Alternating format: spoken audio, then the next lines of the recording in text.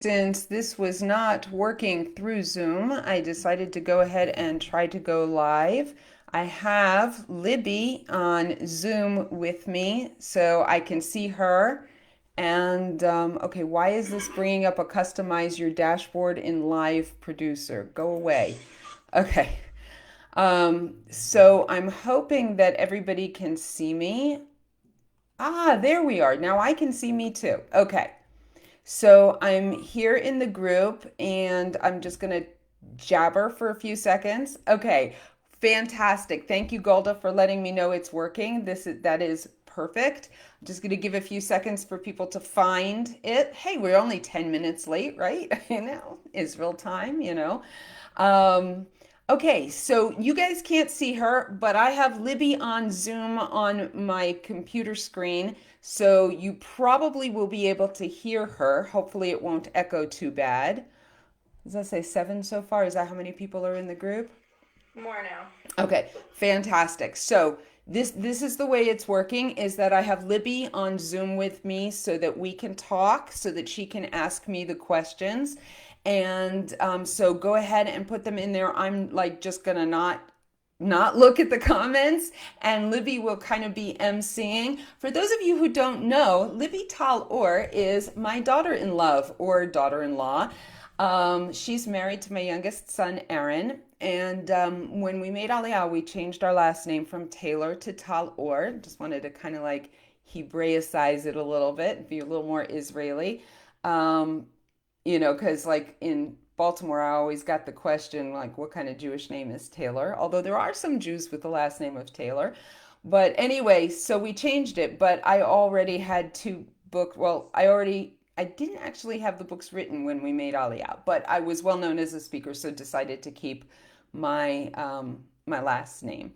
So what I'm going to do is I'm going to give you a very, very small kind of like my elevator pitch, abbreviated in the nutshell version of my story, like the kind that I give when I'm on a speaking tour and I'm a Shabbos guest and people want me to tell my story and I've already told it 6 times on the tour and I really don't feel like saying it again.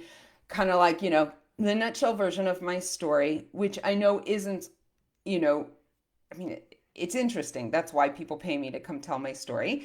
Um, it's available in at least 20 different formats on YouTube. Some are better than others, but you can just Google Panina Taylor story on YouTube and you can get your pick of which videos you want to watch of me telling my story.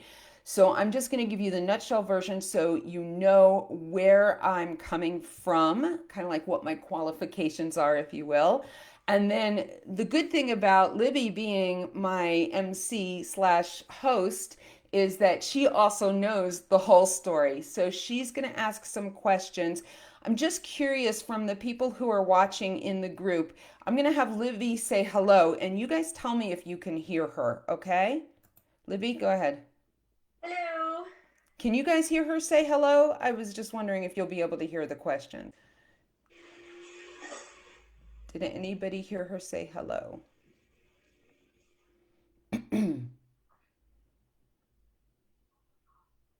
I'll keep watching the comments. You go ahead and Okay, start. all right. All right, so I think we've allowed enough time now. Hopefully, people will join. They'll certainly be able to watch it after the fact. So, my name is Panina Taylor, and I was born into a secular Jewish home. And I always start my talks by explaining that what Judaism meant to me was it explained why I had a big nose, why I talked with my hands, which you'll notice in the video, and why I like Chinese food. And that's about it. I was that kind of a secular Jew. I really knew nothing about being Jewish. Even the kind of bagels, cream cheese, and lox Jews probably know more than I did growing up. I did actually have a couple of years where I was in an Orthodox Jewish day school. Um, that's another long story that I'm not going to get into now, but it means that I did learn a little bit of Hebrew and I had a few pieces of education when I was a child. When I was 16, I was in high school. I had suffered a tremendous amount of abuse during my childhood I had gotten into a bad crowd of kids at school. Needless to say, my life was just on a very bad trajectory.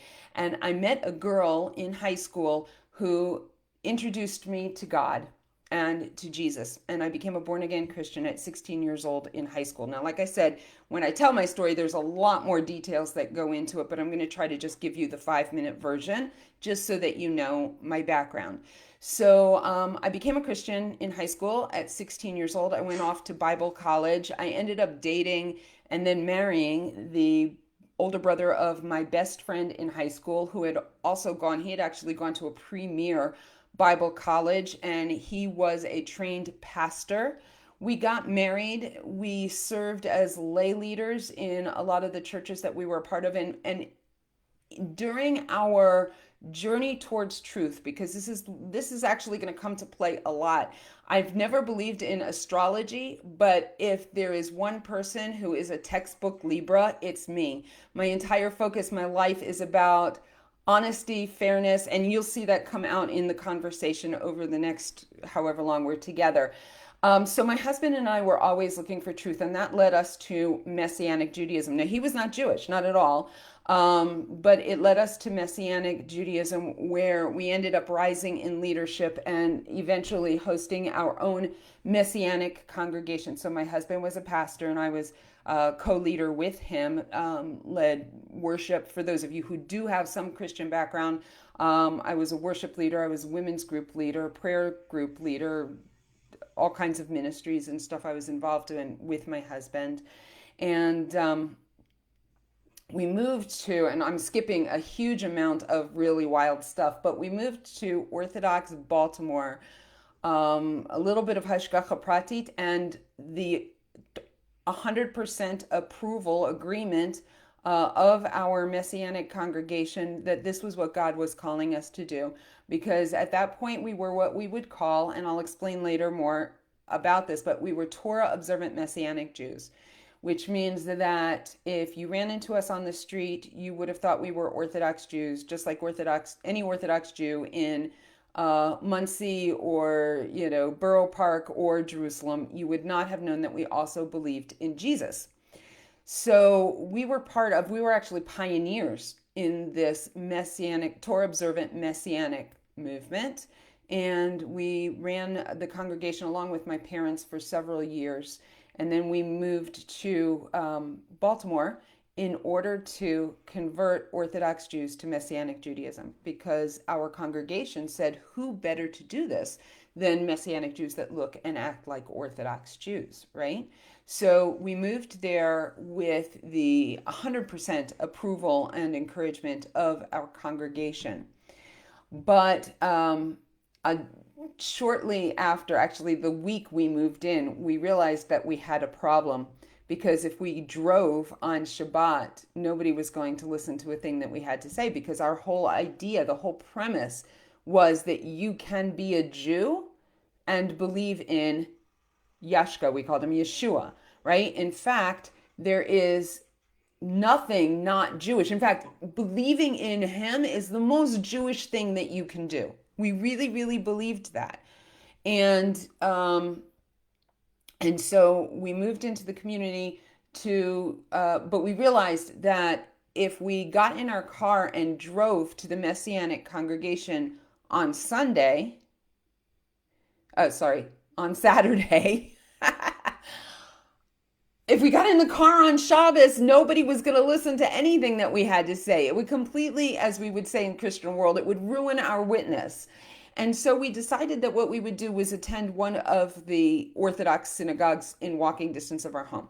I'm going to skip a lot of the interesting details there, and there are a lot of interesting details, including about how my husband was very honest, which Libby will probably ask again at some point during the conversation, because she brought it up when we were talking before we got on. But basically, when I tell the really short version, it's like we moved to Orthodox Baltimore to convert Orthodox Jews to Messianic Judaism, and God had the last laugh. And through a series of events, I ended up abandoning my Christian belief and through it was a little bit of a journey, but I ended up embracing Torah Judaism and becoming a frum Jew. At the time, my children were 6, 8, 10, and 12 years old. And so that presented a whole host of other issues and problems and things. And all of that is detailed in my book. I don't even think I talk very much about it when I do my presentation.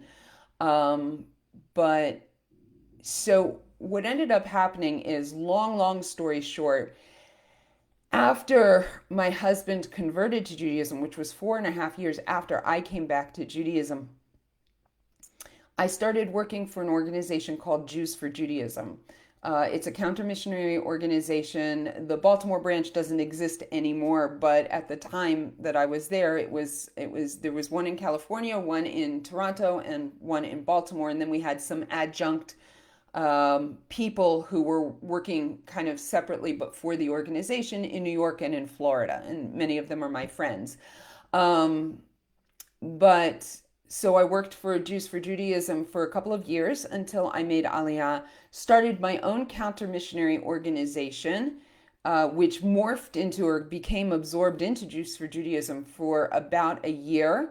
And then I ended up needing to disband the organization because everybody in the frum world believes that there need to be counter missionaries. It's extremely important, but nobody wants to pay for it. And I needed to put food on my table. So that's kind of how that ended up stopping, why there is no Jews for Judaism Jerusalem now. But then again, we have organizations like Yad Lachim, and I believe my friend Shannon Nushin is part of another organization, Beinenu or something like that. I've actually not really heard much about it, but I know that she does a lot of work, especially on the activist end of doing the counter missionary work. I no longer work in actively doing the activist part of being a counter missionary. I primarily work on giving my story, teaching courses. I have a 12-week counter missionary, what I call a polemics course. I turned it into a book so people could buy the book if they don't want to take the course. Um, Over time, I began doing a lot of work on myself. One of the things that I'm trained in several modalities of counseling and therapy. Um, and as I did a lot of work on myself, I began to realize that I wanted to spend my life not tearing something down, because being a counter missionary, that's what you're about. You spend all of your time trying to destroy Christianity and trying to change people's beliefs.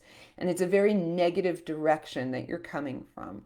And I decided that I didn't want to do that anymore. I wanted to focus on building people up. That if we have healthy, inspired Jews, that they won't feel the need to go after other religions, to seek other religions.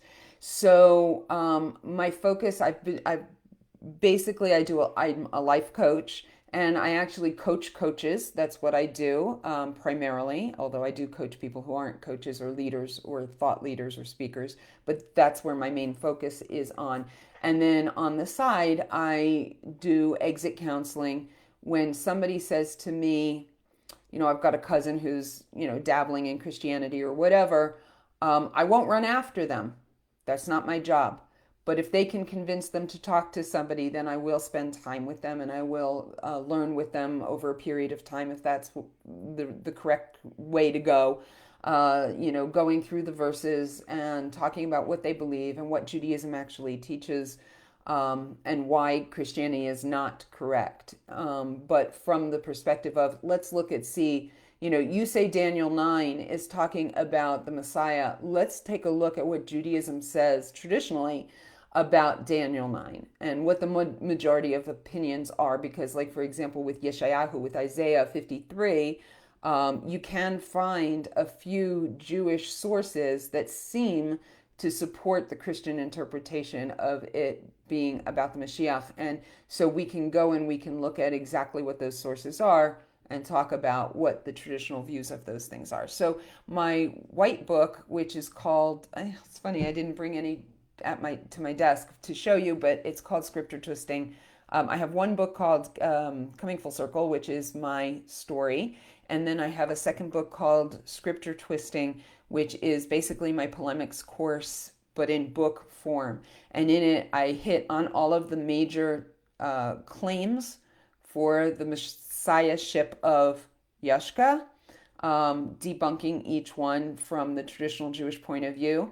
And in addition to things like the virgin birth and Isaiah 53 and things like that, I also touch on the traditional Jewish versus Christian view of Satan and hell, for example, which are two really big issues. Um,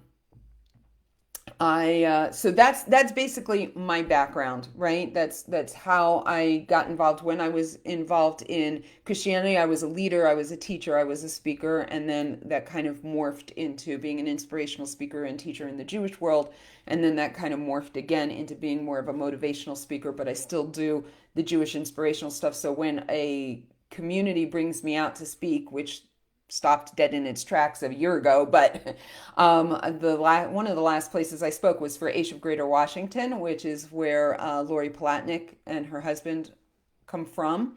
That was their congregation before they like just dived into Aish. Um, or into the stuff that she's doing now. Um, I spoke there, and they had me give my story, but I also gave a couple of talks on more motivational slash inspirational topics. So I do a lot of that. All right, so Okay. yeah, we've got So, probably a ton of questions. So Livy, yeah, where are we so holding? actually, not people have just been listening Okay, mostly. So I'm gonna ask you some questions, like to kind of prompt things, and then hopefully people will ask questions on the live okay, chat. sounds good. So the one question that has been asked is just how your parents handled it, because you mentioned them running the messianic congregation with you. So Yeah. Okay. So if you didn't hear Libby, she said that the question has been asked. How did my parents handle this? So the interesting thing is the part of my story that I kind of left out, but now I'll have to bring in, is that my parents were divorced when I was 4 years old. After I became a Christian, I brought my mom and my sister to Christianity. And then when I was about to get married, I had always had this dream that my father would walk me down the aisle when I got married, but I hadn't seen my father except one time in 15 years. So I asked my mom if it would be okay to write to my dad and kind of invite him down. We were living in Miami, and he was living in New Jersey. Asked him if he would come for a visit so we could get to know him, and maybe he would, be involved in my life again and maybe be part of my wedding. Um, so backing up, when I became a Christian, okay, so I brought my mom, that part's not so important, the details. Brought my mom to Christianity. My dad came for a visit. Long story short, I'm trained in evangelism. I got my dad to become a Christian. My mom and my dad got remarried after being divorced for 15 years. And and then and then when my husband and I, well, when I, because I did first, um, you know, we moved to Baltimore, and then I changed my beliefs. I abandoned Christianity. So I began to talk to my dad about the different things that I was finding out. And I would, I'd call him up and I'd say, "Hey, Dad, have you ever actually really looked into the whole virgin birth thing? Because Judaism sees this verse as this way, kind of thing." And my dad was set on a mission to prove the Jewish view of these verses wrong. I mean, he was going to prove them wrong and try to bring me back. And so I would bring up a verse to him, and he would go off and he would research it in depth, Jewish sources, Christian sources, everything that he could find. And he would come back to me and he'd say, "You know what? You're right. The Jews are right." And so slowly I was beginning to bring him back towards Judaism. So a year after I came back to Judaism, my oldest son was going to be bar mitzvahed. A little less than a year. He only actually, in the end, had about 6 months to prepare, and he didn't know any Hebrew at all. So, I mean, I actually interviewed him on my program Leap of Faith, where he talked about what that was like. But so Oh, So basically, you brought them back with you. yeah. Sorry, I like totally lost track of where I was going because I went off on a tangent. So it was no, it was really, really hard though because I tell a story in my book about this Thanksgiving dinner. I had already made my decision to come back to Judaism, but my family didn't know. And for Thanksgiving, we would all get together. We were all at our house and we were preparing Thanksgiving. The And best time for family drama. oh my gosh, we call it the Thanksgiving from hell. Please excuse my language. Basically, was talking about something and I was saying how I was considering, the Jewish view of things because they were probably asking, what's it like living here among all these Orthodox Jews and all of that. And I was talking, and my sister looks at me and she says, you don't sound like somebody who's considering. You sound like somebody who's already made up their mind. And I said, well, yeah, that's true. And her response was like, "You are sending your soul and your children's souls to hell." And I just like it just blew up and I ran off and it was like big drama. So, yeah, how my parents handled it at first was not well, but I began sharing my beliefs with my dad and challenging him. And as he began to look into them, he began to see that there was a problem with the Christian view of these Jewish verses that were prophecies or so called prophecies about the Mashiach. So at my son's bar mitzvah, the man who played a major role in bringing me back to Judaism. His name is Mark Powers. He was at my son's bar mitzvah and basically tied up a bunch of loose ends for my dad. And by the end of the bar mitzvah, my mom and my dad also came back to Judaism. Okay, Libby, do we have other Yeah, questions?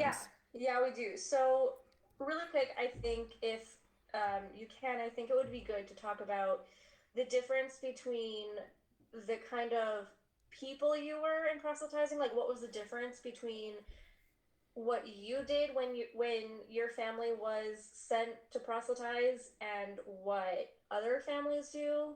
Like you said, how you had a problem because you like are very honest and you couldn't lie about things Yeah. like other families do.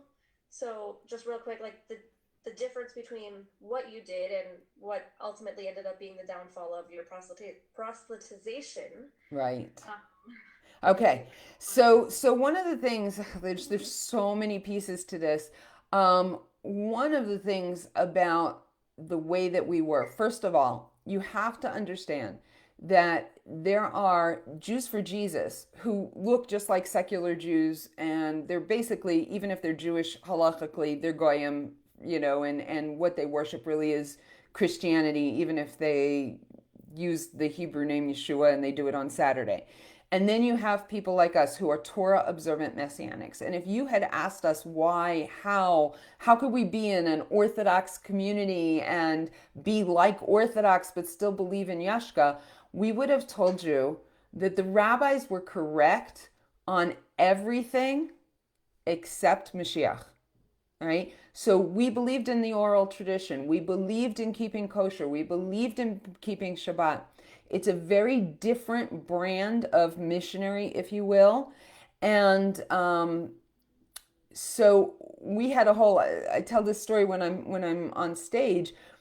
When we first came to the Orthodox shul the first time, um, my you know, I mean, the people there were amazing. They were helping me to follow in the davening and stuff like that. On the other side of the mechitza, there's my husband with three little boys. They're all wearing kippas. They're all wearing tzitzit. My husband's wearing a talit. He looks like he's davening from a siddur. And so, in most friendly shuls, anyway, when you have a new visitor, what happens? They get invited for an aliyah. They're given an aliyah to the Torah. And many messianics, like obviously the family that we're talking about, and probably the one that just came out in the news also in Chicago, um, they have a made up Hebrew name and they accept the Aliyah. And, we could go on and on about what kind of a crime they're committing against the Jewish people. They're being counted in a minyan and all of this stuff. Very, very deceptive. But my husband and I are really all about truth, which actually saved us in the end because we're also very transparent. So, my husband, that first Shabbos, when we were still very messianic and there, with this underlying, it's interesting because we had this mission to convert Orthodox Jews, but at the same time, there was something deep inside me that was wanting to be Jewish, that was wanting to connect with Judaism. I was going to the mikvah, even though I was a Christian. I was keeping kosher. I was keeping Shabbat as best I knew how. And so we're in the shul, and they offered my husband an aliyah to the Torah. And my husband said, "No, I'm not Jewish." So my husband's a man of tremendous integrity, and he was very honest, which came to play a little bit later when we decided to talk with the rabbi about what we did believe. But yeah, we were always, except for being honest about why we moved to the community and our underlying mission when we first moved in. Um, my husband and I have always been extremely honest people, so it's a little bit different. Libby? So yeah, I think like a follow-up question to that would be like, so when you're talking about families that aren't as honest, if you will, Mm-hmm. that do have made up Hebrew names, that do say, that they are Jewish or take part in Jewish rituals and activities, even though they're not Jewish. So, like, don't have that same respect that you guys had. But then on the other hand, they are or can be such warm and kind and genuine people. Like, how do you balance? How do you balance what seems like reality and another alternate reality? Oh, so much in that question. The First of all, and this goes towards, and I'll cover it more in depth. We can come back around to this question of how you deal with it with your children. Orthodox Judaism, we frequently will paint missionaries as monsters in order to try to make sure that our children stay away from them. The problem is it can backfire when they discover that these people are actually very warm, very loving, very caring, honest, earnest people who, they just want to serve God, and they see us as all being in this burning building and they want to save us from it. And as wrong as they are coming from an altruistic place. Um, why somebody would choose, for example, I do see one question. You'll get back to the ones I don't see, but why would somebody choose to be a missionary undercover in a Haredi community? There's a lot of different reasons, and I can't speak to what was going on in any particular person's uh, brain, but it's the hardest demographic of Jews to bring to Christianity, obviously. And so it presents a unique challenge. And those who feel like they are qualified to speak to that community will often go into the community. But part of what makes them qualified is usually there's something deep down inside them that that really is longing to be an Orthodox Jew. We were already doing 80% of the things that, we do as a frum Jew. I mean, obviously, I could only learn so much from books, but we were already doing it in our life when we moved in. I had already been going to the mikveh even before I moved into the Jewish community. I had already been keeping Pesach and keeping Shabbat to some degree. Shabbat wasn't as strict as, it wasn't kehalacha as we would say now, but I didn't turn lights on and off. I didn't cook. I did warm things because I didn't know the difference, like, that kind of thing. Um, so help So me I stay just, on track. Yeah. yeah, you mentioned earlier that one of the things that what made the religious community aspect so alluring was that you mentioned how you believed that the rabbis were right about everything, that Judaism was right about everything except for this one Right, thing. except for Mashiach. Yeah. Would you say that that is potentially true of a lot of Messianic Jews? I would say that it's true of any of them that are being Torah observant, probably. I mean, Okay, I can't know for sure, because I can't get into somebody's head, and each person is very individual. But I would say that if they are coming across, if they're presenting as an Orthodox Jew, then they believe that probably that Orthodox Judaism is the closest thing to the truth that you will find in Judaism, and that we're just misled on the Mashiach. And so, if we could right. be shown the light, then we'll all just flock to So Messianic then, Judaism. why would someone not just, so to speak, convert to Messianic Judaism and to say that they're, convert to Judaism? Why would someone pretend to be, um, like from their heritage Judaism? I know in general it gives, um, more, I don't know, background, but more backup to what Yeah, they have to say. I don't know But if, why yeah, anybody would lie. Like, I know of cases where people pretended to have converted and they never actually did.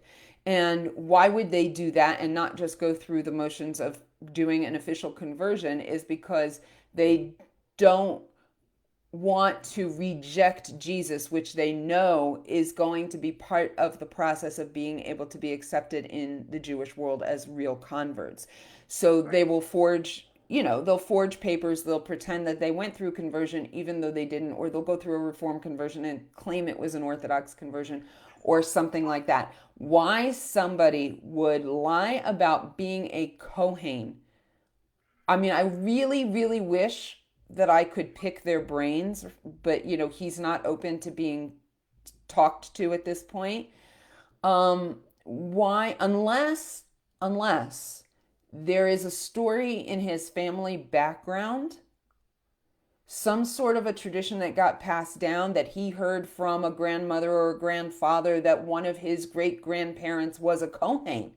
And that is possible because, like, even my mom, okay, my mom's mom is a bat kohen. That means nothing for my mother, and yet she'll talk about how she's a bat kohen because it's important to her. It's a status symbol. And I think that for somebody who's not Jewish but has a kohen in their family line somewhere, that for them that is that connection to Judaism and it's a status symbol.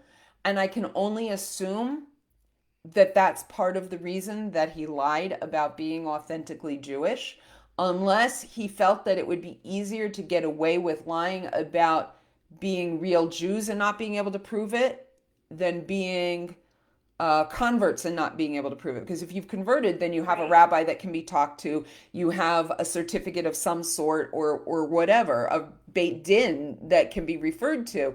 Whereas if you are a real Jew who is just coming from the secular world, that's not abnormal to not be able to prove you're Jewish. In fact, I had that issue myself. Fortunately, I was able to come up with a few things that I was able to pull together in order to prove that I was Jewish. But that's the only those are the only two reasons that I can see as right. to why somebody would lie about Davka being Jewish rather than lying about being a convert. Okay, I'm gonna try and stick with more general questions for the moment and Okay. then get into more specific situational questions. Okay. Um, so really quick, someone asked if your parents were converts. So I just want to point out that both of your parents were born Jewish, Correct. and didn't join the community until after you brought them back to Judaism. So Correct. there was no like difference in treatment for your parents or anything because they weren't part of the community before that. Right. Um, one question is, has there been actual people who have infiltrated religious communities like Haredi communities that have actually managed to convert Orthodox Jews? Okay, so it is rare. You can breathe now, but it does happen. I have seen it in Jerusalem in particular, also in New York, and in what community was it that we were in? Pennsylvania. Um, it's very rare because most of us know, like, we might, like somebody once asked me, are you concerned that your children would go back to being Christian? And I always say, no, I'm not concerned that they're going to go back to being Christian. I'd be concerned they would become nothing, but I'm sure that they would become nothing before they would become Christians because we've done a pretty good job of training them as to why Christianity is not the truth. And I think in a way we have that going for us as well. If for the most part, if Orthodox Jewish kids, young adults, even older adults, become disenfranchised, they're more likely to become nothing or to become Unitarian or Baha'i or Sikh or I don't know, Buddhist. But the chances of them becoming a Christian are very, very low. On the other hand, if somebody was raised from birth and they want to connect to Judaism, but they're not, either because they've suffered abuse or they have been ridiculed, or when they had questions, they were told good Jews don't ask these questions, which happens a lot, especially with Beis Yaakov girls. Um, Believe me, I have had my share of Beis Yaakov girls who were in tears as they shared with me how they have all these questions that they're not allowed to ask because they'll basically be accused of not being frum because they have questions. Anyway, um, so one of the examples that I actually posted it in the thread, um, there was a messianic guy who was posing as like a yeshiva bacher, black and white hat, the whole bit. And he came across a young yeshiva bacher. I'm not sure how they actually like crossed paths, but the missionary says to the yeshiva bacher, um, "Hey, did you know that Daniel chapter 9, it says that the Mashiach was supposed to come before the destruction of the Beit HaMikdash. And so who do you think the Mashiach is?" And that brought the kid in because it's an interesting question, right? Does Daniel 9, I mean, who studies, the boys don't study Daniel, except for a couple of verses here and there that come up in Gemara. They don't read it. They don't study it for the most part. In Israel, I think more so than in Chutz La'aretz. But so he was like, well, I don't know. So they started to develop a relationship, and the missionary says, well, would you like to learn to kneel with me? And, he's a friendly guy. He offers to buy the kid a coffee or a Coke or whatever. And the kid's like, wow, he's a real chacham, and he's so nice, and he speaks to me in plain English, not like my rabbis in yeshiva, and he's so approachable, and he's so down to earth, and he doesn't just brush me off. And so he begins meeting with him once a week, and the guy starts planting all of these seeds in his mind that our understanding of Daniel 9 or whatever chapter they're going over is wrong. And then once he's got him, he lowers the boom and he says, well, this is Yeshua. You know what Yeshua means, right? Yeshua means salvation. Well, I'm going to tell you about somebody whose name is Yeshua, who actually came to bring salvation to the world, and he's going to come back to finally bring world peace. And that's the same Mashiach that the Jews are currently waiting for, not realizing that he already came once to bring us spiritual salvation, and then he's going to come back to bring the physical redemption. And boom, he's got him because he's shown him that he knows so much, and he speaks in such a kind and loving way. And he really touches the young man and he's got him. I remember one time when I was still in Baltimore, I was asked to talk to a woman who was in Baltimore who was an Israeli woman. And look, one of the local rabbis asked me, she says, a rebbe says, she says, my husband's talked to this woman and he's getting nowhere with her. Could you try to talk to her? So I did. I talked to her, and she said to me, um, I believe in Yeshua. And I said, why? And she said, well, Yeshayahu 53 says that the Mashiach is going to be born of a virgin, and he was born of a virgin. So I said, well, let's take a look at that because you're Israeli, right? Yes. You know Hebrew, right? Yes. Okay, well, this pasuk, it doesn't say, what's the Hebrew word for a virgin, right? And she says, betula. And I said, well, it doesn't say betula. It says alma. Alma has nothing to do with your sexual status. It has to do with your age. The word elam is youth. You should know that. It's only talking about age. It has nothing to do with whether or not she's a virgin.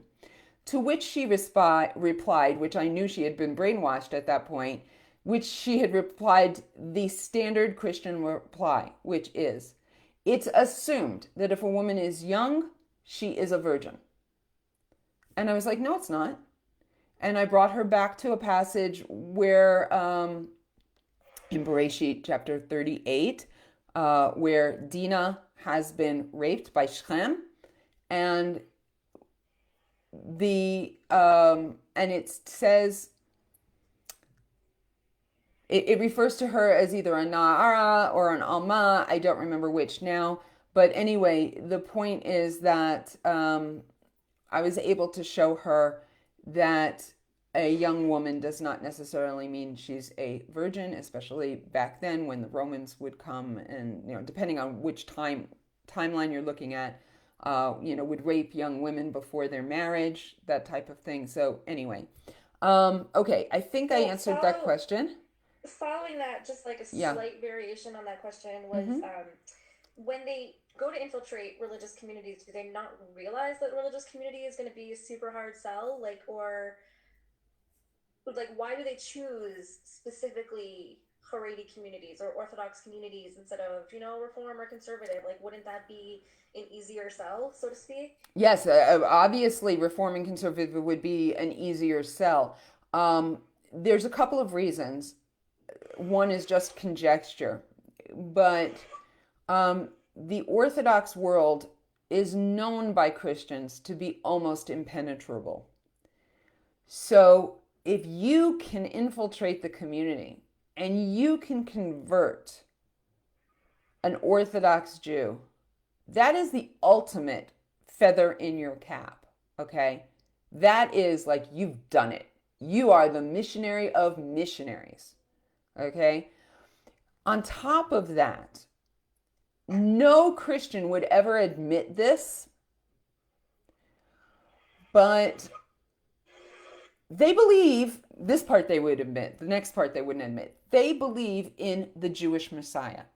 They believe that all of the prophecies that foretold of his coming are the Jewish prophecies in the Jewish Bible, and that's what he fulfilled.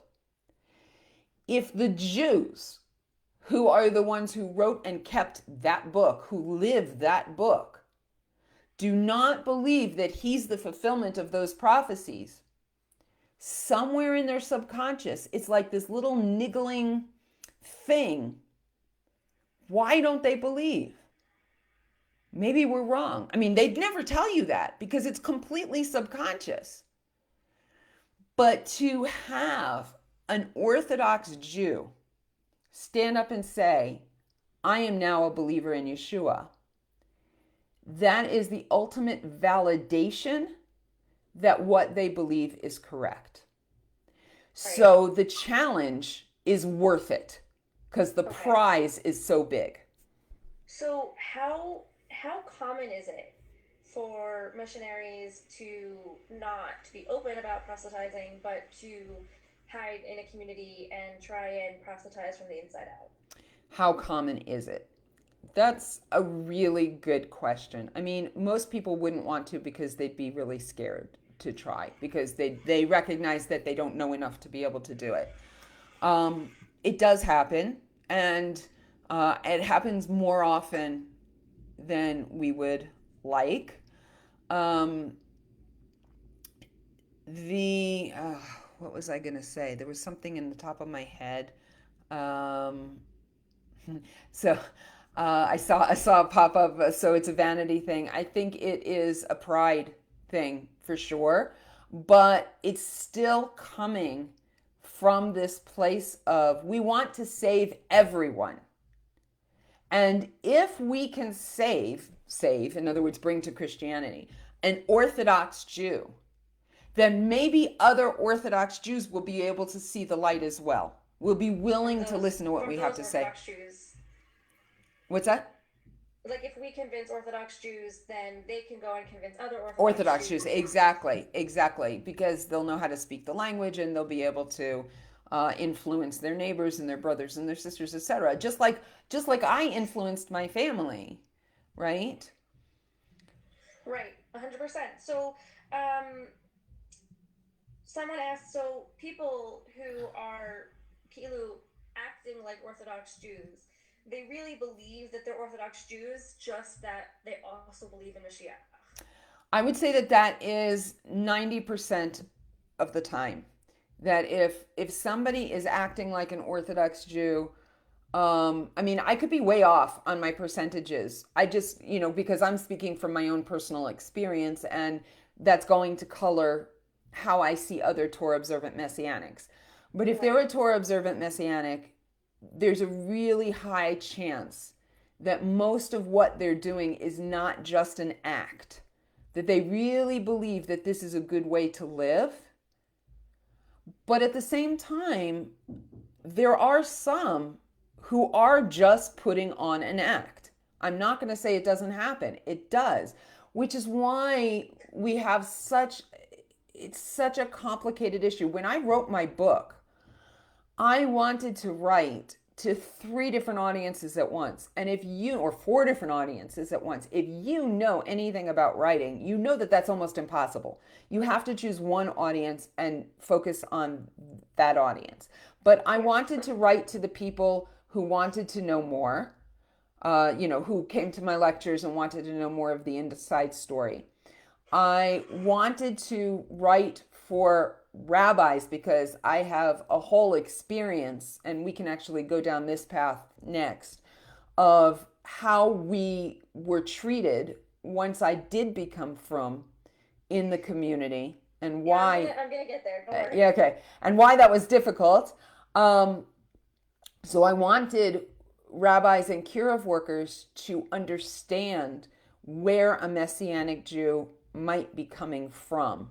And now I'm talking about, somebody who's Jewish by birth.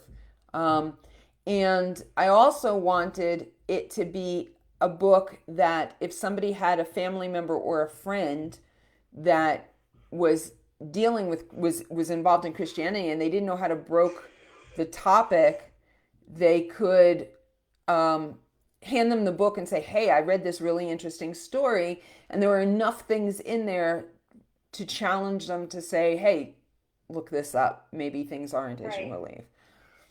Um, so, sorry, just lost the question that I was gonna ask you. Okay. Are there sleeper cells of missionaries? Like, do they lay low for a while and then reveal themselves once they've integrated themselves firmly into the community, I guess? Maybe a couple of years or Yeah, whatever. so the term sleeper cell usually means a group, like a whole congregation.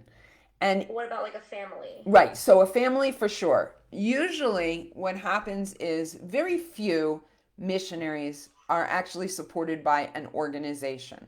Okay, so you need to understand that right off the top. Okay, even though there are like 1,000 missionary organizations who are specifically dedicated to targeting the Jews, when they send missionaries out, those missionaries have to find their own financial support. Now, it's not hard. I could do it right now. If I went to a church in America and I said to the pastor, hey, listen, I am a missionary to Orthodox Jews in Israel, and I'm trying to raise some support for my work.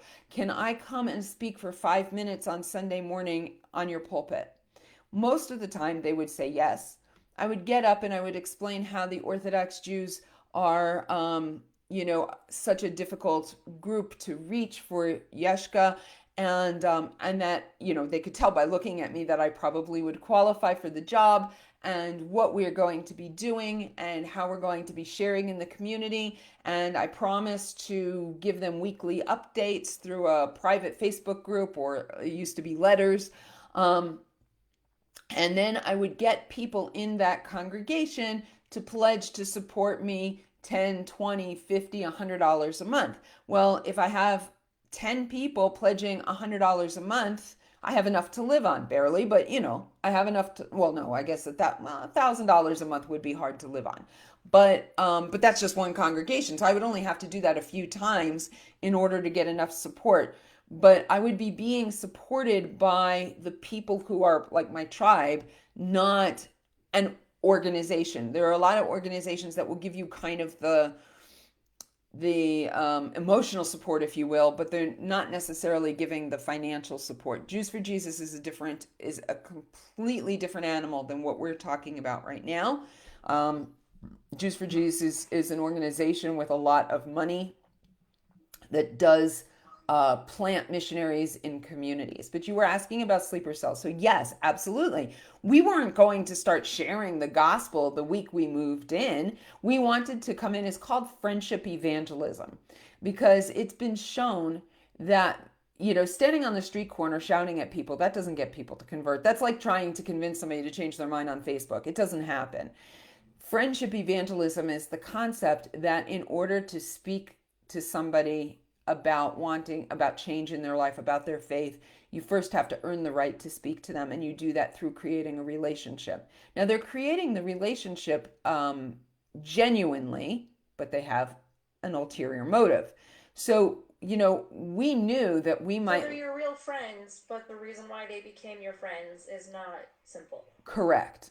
And like we would have, had we not had I not like exploded in just a few months, of moving to Baltimore, we knew that we might be there for 2 or 3 years before we ever shared our faith with somebody. We knew that Do that you was think possible.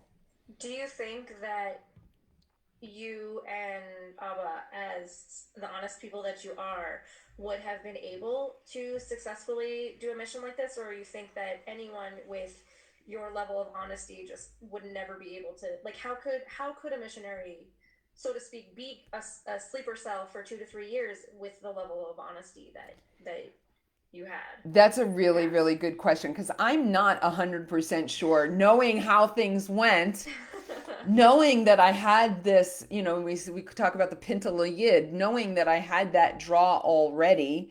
Um, I don't know. I don't know if we could have sat, if things hadn't worked out the way that they did. Um, you know, could I have sat quiet for 2 or 3 years, and then shared with my neighbors? I mean, it's possible, but this is why I can really, really understand how once Amanda and Michael got entrenched in the community. By the way, if you were her friend, I guarantee she was your friend.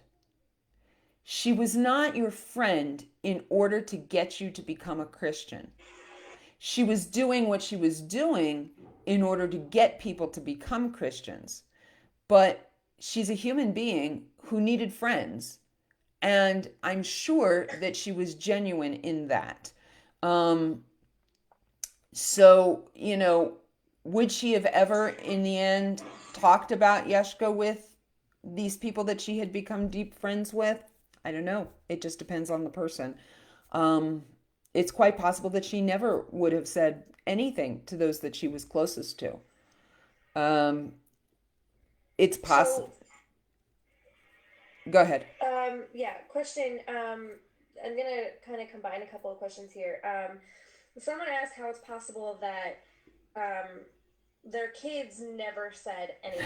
Like, did they know? Did they not know? And I think that also is kind of like, what was it like in your family? Did Aaron and his siblings know what you were doing? I mean, I know Aaron didn't. He was 6, but Right. like he had no idea until I told him. But um, So I'll tell you a funny hopefully the fault for story. him. I'll tell you a funny story. So we started keeping kosher at some level when my oldest son was 5. Okay, so by the time we moved to Baltimore, we had already been Torah observant to at some level for 7 years. Um, Right. and I had taken, it was the week before Pesach, and I had gone with my mom to to 7 Mile Market, which is Baltimore's. We were not living in Baltimore at the time. We were living in a suburb of Maryland. So it was about an hour's drive to Baltimore. So we would take a trek up to Baltimore every so often. And the week before Pesach, we would go up to Baltimore, buy all of our Pesach food.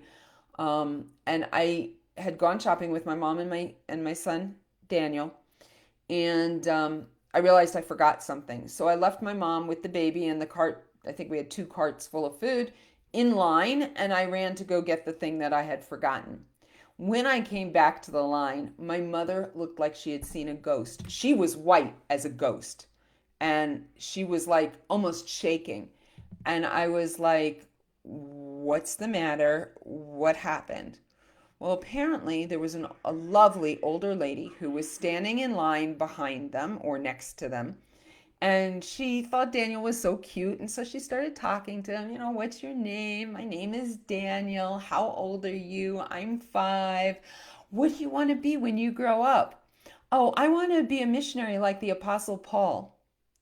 Oh man. That's how she answered this old Jewish lady in 7 Mile Market. Oh no.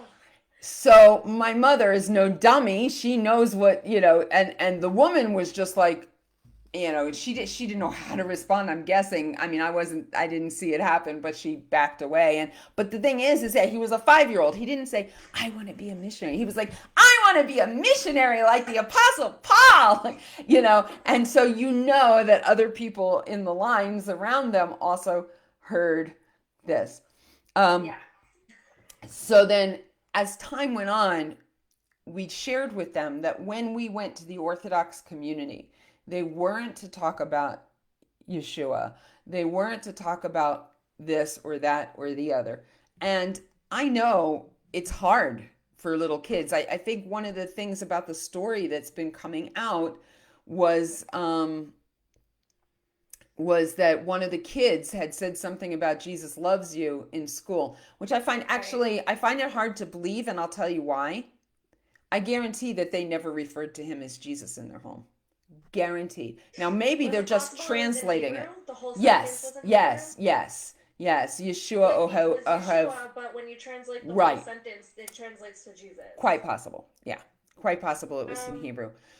do you think there's a coincidence between the fact that nothing was said by any of the children until after she passed away? Or do you It's think that it's quite just possible. It's quite possible that it was a slip up because the children under tremendous. I mean, losing your mother. I don't care whether right? you're Jewish or not. That's horrific for a little kid. Even a teenager. It doesn't even matter if they're little. I don't know which one was, what age this child was that said it. Um, but when you're under emotional distress, you're not always as guarded as you might otherwise Right. be. So yeah, So can I'm again going to combine a couple of questions, but sure. can you give some red flags to look for? And I think that would also go along hand in hand with the question of how, like, what to tell your children to look for, how to talk to your children about it. Oh gosh. Okay. So the problem is all of the red flags are cultural. All right. So, like for example, I did an in service for the Jewish agency in New York. It was a year or two after we made Aliyah because I did a lot of work with the Jewish agency in helping prevent missionaries from making Aliyah and outing people before they were approved for Aliyah and things like that. So I did an in-service one time at the Jewish agency in New York, and they asked me, basically this question: what should we be looking for? And I said, I understand, like, especially the New York Jewish agency is staffed almost entirely by Israelis. That is Um, accurate. and yeah, and so when somebody says to them, when you say to them, why do you want to make Aliyah? And they say, because I feel called by the God of Abraham, Isaac, and Jacob to live in the land, the Holy Land, right? They're not listening to how that sounds. They're translating. Ani rotza leot le'eretz hakodesh le'eretz avotenu, right? They're hearing the Hebrew, which sounds completely Jewish and totally fine. They're not thinking, oh, Jews in America don't talk this way. Right. But that having been said, if you meet my husband, especially several Yeah. years ago, Yeah. he'll say the Lord. He'll still say things that you go, wait, that didn't sound quite right. Um, and it's just because it's a culturalism. And he was already, 40 when he became from, and that was a whole lifetime of saying things and doing things. We've had friends who were Southern Baptists who had converted to Judaism, and I remember this one couple that were converting at the same time as my husband was learning, and I remember we went to their house after the week that they had converted. We went to their house for Shabbat, and the husband made Kiddush. And I promise you, it sounded like he was speaking Klingon. And thank God I have not only a lot of emotional intelligence, but I'm really good at reading people because I managed to not make a face or laugh. But it sounded, even to my brand new Balt Shuva ears, it sounded so strange and so foreign. And it was just his pronunciation. And So, yeah, do you think that there are like red flags to look for, or yeah, there definitely are. And if you have questions uh, about somebody that you are close to, you can ask. I mean, at least I can. I can ask a question and watch their body language. You so know, basically, if you have concerns, get in touch with a professional. if you have concerns, get in touch with a professional. Yeah, Okay. except that how are you going to get them to talk to me? See, it's, Right. it's, it's a very complicated thing, which reminds me of something that you and I talked about before we got on the live that I just want to share. I had a really horrible experience after I came back to Judaism in Baltimore. Now, you have to know that there Right. were 4.5 years between the day I came back and when my husband finally converted. Okay? And when I came back to Judaism, we were in Baltimore in 2000. If any of you are from Denver, or Baltimore for that matter, but specifically Denver, you may remember that in 2000 there was a situation that exploded in the Denver Orthodox community. Not, I mean, it was not the same as this, but it was similar in many regards. You had a couple who were claiming that they were converts. I believe they also had forged papers. And they had infiltrated the Jewish community. They had received a tremendous amount of tzedakah and support in getting their kids into the Jewish day schools. They got help with making, smachot, whether it was a bris or a bar mitzvah or whatever. I don't know if their kids were that old, but and they decided they were going to make aliyah.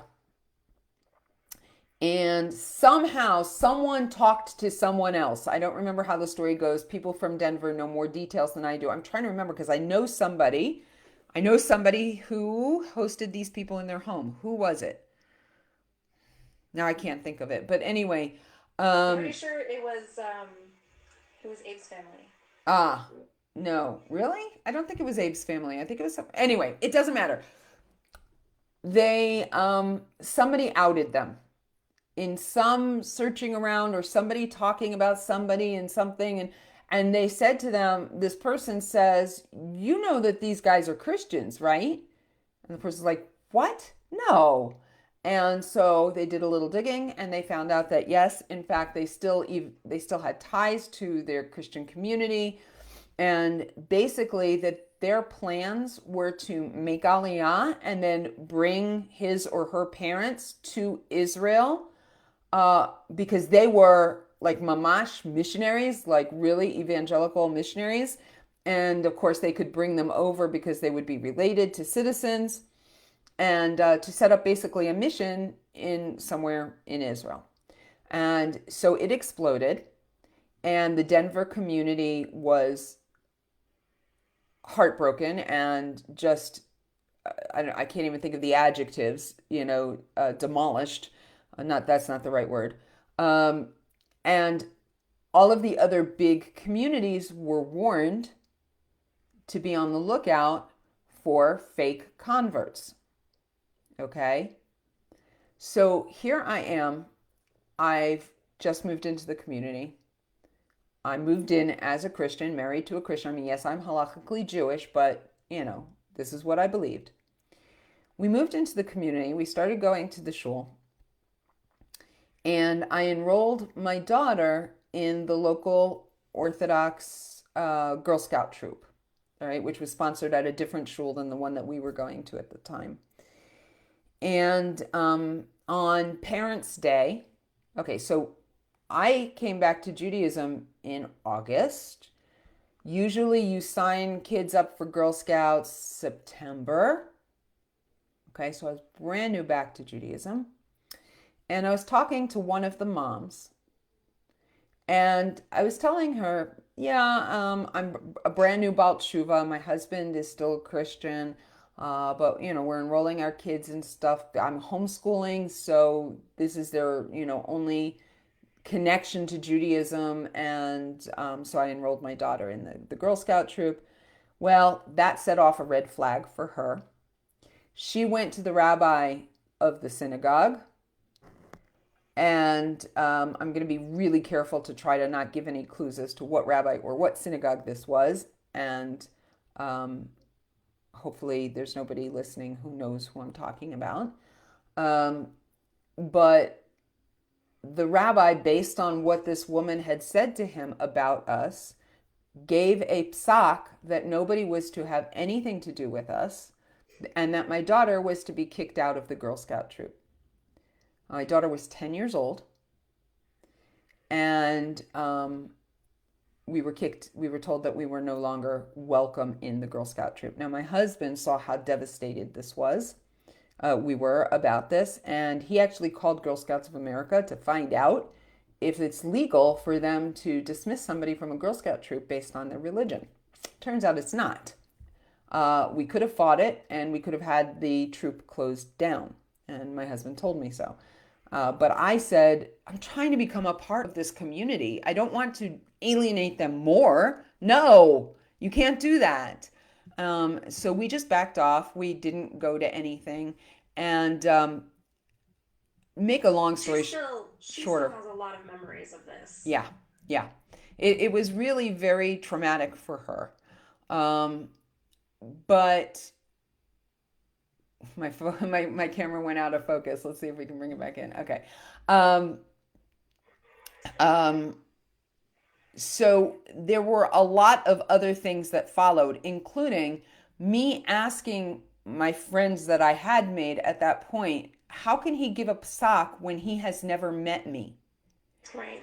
And I tried to work with the counter missionary who had brought me back to Judaism to make an appointment with the rabbi so I could sit and talk with him so he could get to understand what my situation was. And he refused for months. I didn't get an audience until December, until Hanukkah time.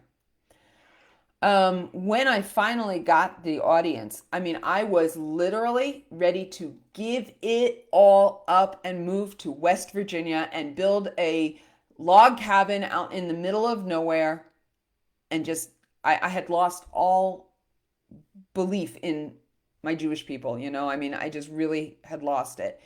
Um, we sat down and we talked, and again, this is where my transparency really worked for me. I said, Rabbi, I was a Christian. I had all of this network, I had this support, and I've given all of that up. And now I have abandoned everything. I no longer have any friends. I don't even have the support of my family. And that's fine, but even though I'm married, basically at this point, I'm like a single Jewish mom trying to raise my kids alone, and I can't do it alone. You can't raise Jewish kids in a vacuum. I can't do this without community. And that was a turning point where the rabbi changed his psak and basically said, okay, I'm going to advise people to go ahead and accept you. Your daughter can come back to the Girl Scout troop. That people should invite you for Shabbos and see you as an intermarried couple, which is what you are. The only thing that I'm not going to allow is for people to have their children come to your house because nobody knows what goes on behind closed doors. Right. But that was And that was the beginning. did you think that was like fair I in that did. regard? Yeah, I mean, I hurt. It still hurt. Yeah. But I'm very fair and I understand. I'm very good at seeing other people's perspective and was like, okay, that's fair. I understand. Why do you think that he wouldn't meet with you? I don't know. Do you think it maybe like he was afraid of you trying to proselytize him? No, I don't even want to guess because truly it could be any reason, including that he was super busy, except that when you're dealing with Something like this, neshamas, yeah. it's really important. And somebody once said, well, rabbis can't meet with every ex-messianics that move into the community. And I'm thinking, like, how many do you think there really are? You're right. If there are How two or many are three, there? not very many. There are not, I mean, sleeper cells is going to, sleeper cells. There's going to be more undercover missionaries than ones that are coming back. But this is the thing. And this is where we have to be really, really careful and we have to weigh. I think that the answer is not in finding every possible missionary under a rock and then excluding them from the community to protect our children. I think the answer is in educating our children so that they know the real thing and what's not the real thing when they come Right. upon it. It's like the old saying, when they train I think it's the officers of the arms, tobacco, firearms, anyway, whichever group it is, now I don't remember, it's part of my counter missionary course, that works for the government, the American government, in finding counterfeit bills. And they don't Okay. train them by giving them counterfeit bills to look at because there could be a gazillion different ways you could mess up printing a counterfeit bill.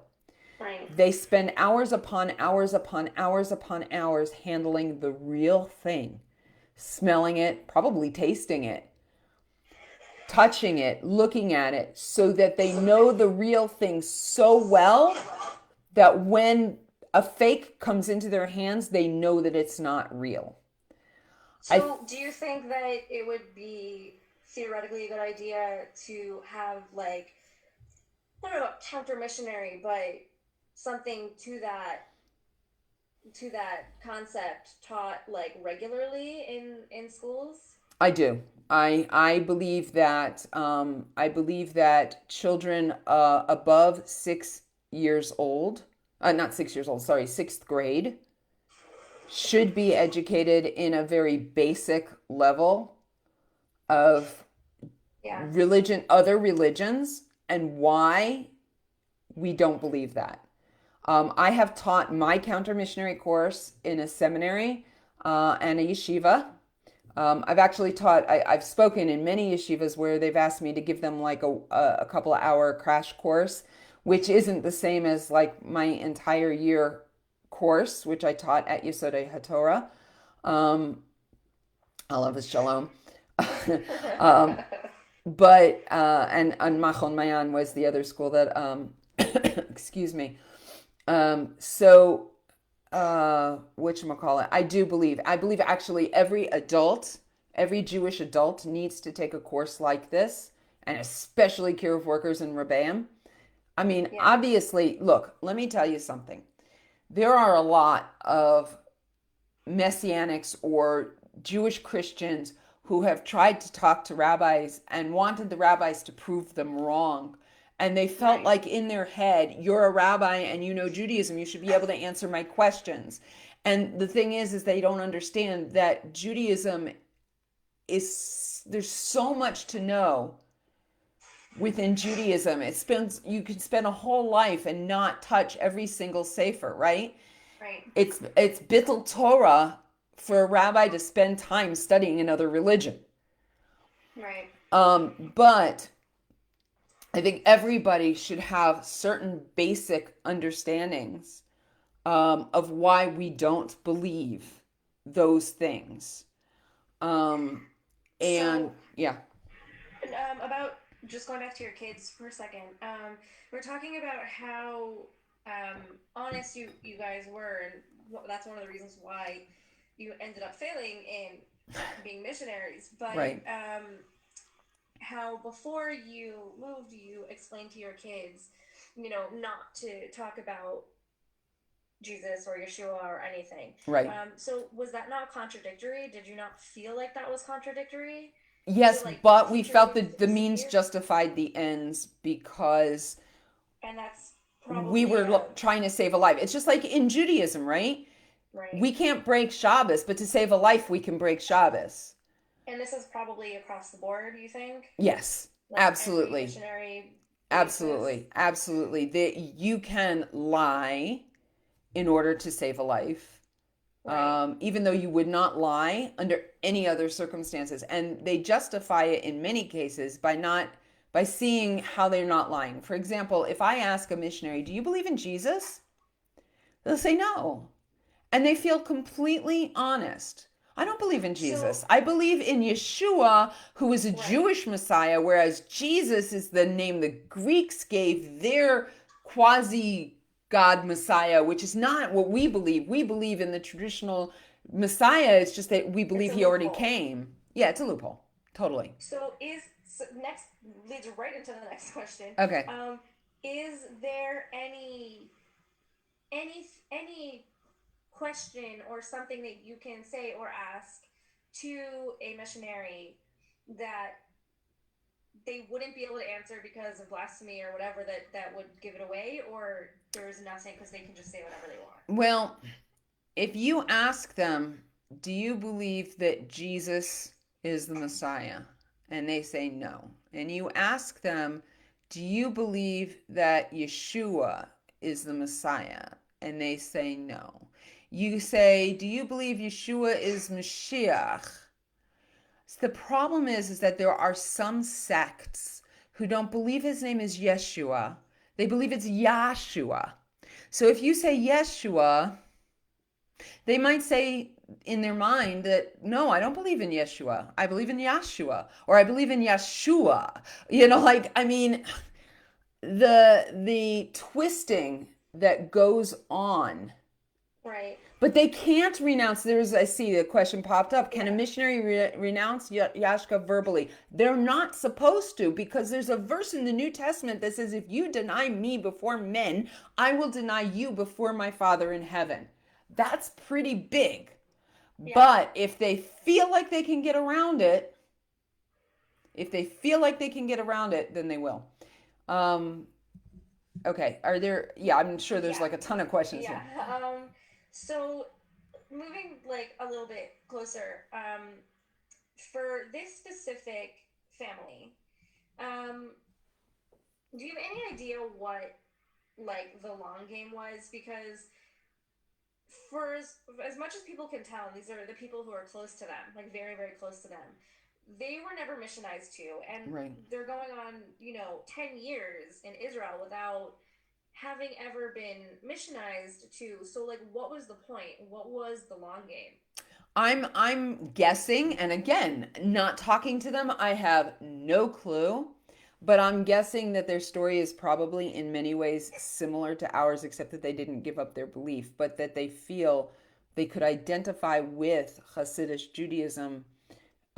They But would they ident still want to to stay. bring other people in though? Well, maybe, maybe not. I mean, it may have gotten them to. I mean, I haven't seen these videos that people are talking about that show him talking about what he believes. And I don't know how long ago those videos were. I was told that some of them are fairly recent. And, is it fairly recent? I know that one of the recent videos was him dancing at the wedding of some very well known Christian missionary. Okay. Well, it's possible that they just have a friendship and he didn't want to make a disconnection, or Right. he didn't want to out himself to the people who were supporting him financially, especially if his wife was already very, very sick. Um, So, do you think that they were being supported from like missionary groups in addition to all the money that they raised? well, they raised I don't know what all the money that they raised. My understanding was that most of the money that was raised through GoFundMe and stuff like that was for her health care. And Right. I have no reason to believe that that wasn't what they used it for. Right. Okay. Um, Um, I know that you can't really answer this, but based on what you do know, do you think it's possible? Excuse me. It's possible that Michael is being truthful when he says that he did teshuva. so I haven't heard like a recording of what he said, you know, Right. and I don't know when he said it. And I have, I know other people, I know the people who were involved in outing him, and they're the ones who have a better idea of the timeline. Right. But like for example, if the last video evidence that they have of him is 2 years ago, for example, and he says he did shuva, honestly, I have no reason not to believe that. And I think that we run a danger. Now, granted, just because he did Yeshuva, okay, did he go to, if he's not authentically Jewish? He says he Right. did Teshuva, but did he approach a rabbi about it? Did he try to find a way? Maybe he felt he was already in too deep to then admit that he needed to convert. It's possible that he felt trapped. It's Could possible he he did say that Shuva. he did teshuva and not mean it? Do you think? Is that like a possibility? I don't see what advantage he would have. To Maybe to convince save his people that he's kids. not. Yeah, maybe. Again, not having spoken to him directly, I cannot even speak to whether he was being honest because I can't read his body Right. language. I don't know. But Right. it is possible. And this was, Is it possible that they would have potentially dropped um, being missionaries and like not told their kids about it though? Because if one of their kids said something recently, which is why it all came out now. I mean, when I became frum, I immediately shared with my oldest child Right. and actually my daughter as well, but not as directly. I didn't say anything to the little ones because I didn't think that they like even understood religion in that way. Right. So, for example, once I became frum, and even after Daniel became frum, it could have been possible that the 6 or 8 year old could have said something to one of their friends that they've been, hearing all their life. So please don't quote me on this. I'm Okay. not sure. This is, again, I don't know them personally. This is something that I heard is that it was, I think, one of the older kids that said Okay. something. So if it's one of the older kids, then it is also possible that the parents renounced Yushka, but uh, the child never really did and was acting out. You think about being a teen, right? Right. That the whole thing was horrible. Mom and dad have renounced Yashka, and now Right. mom dies. Right. So maybe that's punishment. Right. And, you know, I'm not going to reject my belief. I mean, there's just so many parameters. There's so many aspects to this because people are complex, and getting this third, fourth hand, so I can Right. only react to the information, as an Do you outsider. think do you think that it would be his responsibility to like be straight up and deny, like when someone says like, what are you doing, are you a missionary, or were you ever a missionary, like it would be his responsibility to own up to it and say Yes, yes, but I'm not anymore. And if he's not doing that, do you think that that's indicative of something? I definitely would be suspicious, um, but I'm coming at it from my perspective as somebody who was completely honest once.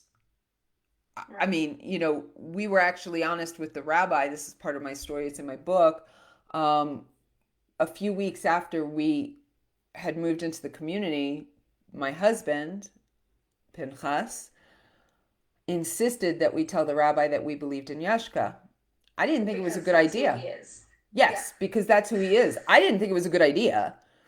And that, of course, started the process that ended up with me meeting with the guy in charge Mark of Jews for Powers. Judaism, right, Mark Powers, and then eventually, coming back to Judaism. Um, I think that if he really did teshuva, he needs to find a big rabbi that he is connected to, and he needs to make a public statement.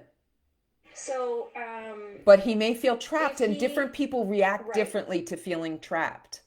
right, do you think that him acting like a rabbi and a sofer and a kohen, doing things like writing, mezuzahs or Torah scrolls, or performing pidyon habens or britot or marriages, like, and he's done all of this stuff. Yeah. Unclear whether it was for just messianics or not, because there's people have conflicting stories, like personal stories to do with it. Um, but if he's done that all the way up until now, Yeah. could he have like just like really regretted, done teshuva, but been so deep that he like, you would think that if he had done teshuva, he wouldn't be willing to participate anymore. Yeah, but then he would have to answer for that. And if you're Right. feeling trapped, especially in his situation, because of the fact that he lied about being Jewish, And being a Kohen, what's yeah. he going to do? How's he going to go to somebody and say, "I need to do tshuva. I'm not actually a Jew." Right. I mean, it's unfathomable to me. He dug himself so deep. I'm not sure that he could figure a way out of it, Right. you know. Is it possible? I mean, again, total speculation, obviously, but like that he could feel like he's done teshuva but still be working as a missionary, because once you're in too deep, you can't get out, kind of a thing. Well, no, I mean, if he's done tshuva, then at the very least he should have stopped working as a missionary. In other words, having a goal to proselytize. And I don't Right. know, somebody mentioned that he's still working in a messianic gym, but Right. working in a gym. I mean, how many Orthodox Jews go to classes at the YMCA? Right. Like working at a gym may actually be his only way to earn money right now, because he can't, Right. now that he's outed, he certainly can't work as a sofer For and sure. or as a Kohen. um So, um,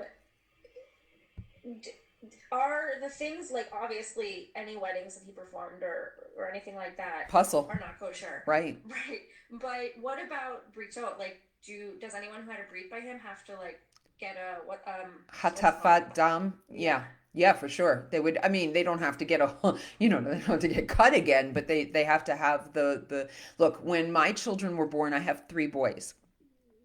And when Daniel was born, I didn't even know what a brit milah was. I had to Right. actually ask my mom about circumcision. I didn't even know what it was really. I just knew the word. And I didn't even realize, I mean, my husband was circumcised, so I didn't even like know what there was to Right. remove. I didn't Right. know.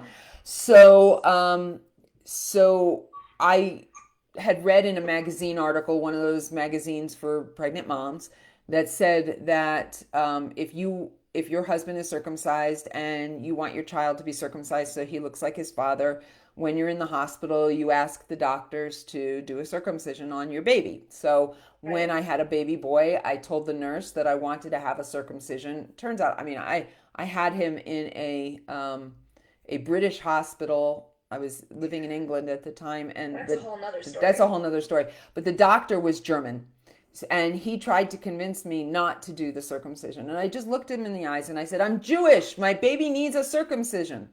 So he did the circumcision on the second day, not on the eighth day, but he was circumcised. So Right.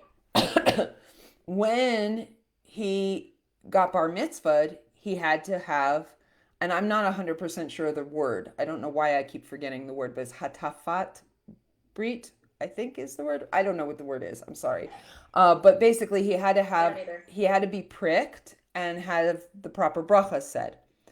Was Fortunately, that, is it possible for a non-Jew to do a kosher brit, like following the proper procedure, or it has to be done by I would think that the a brachas would judge? need to be made by a Jew. What I about mean, the actual? I mean, assuming he didn't separate it, but do you know if the actual circumcision has to be done by a Jew?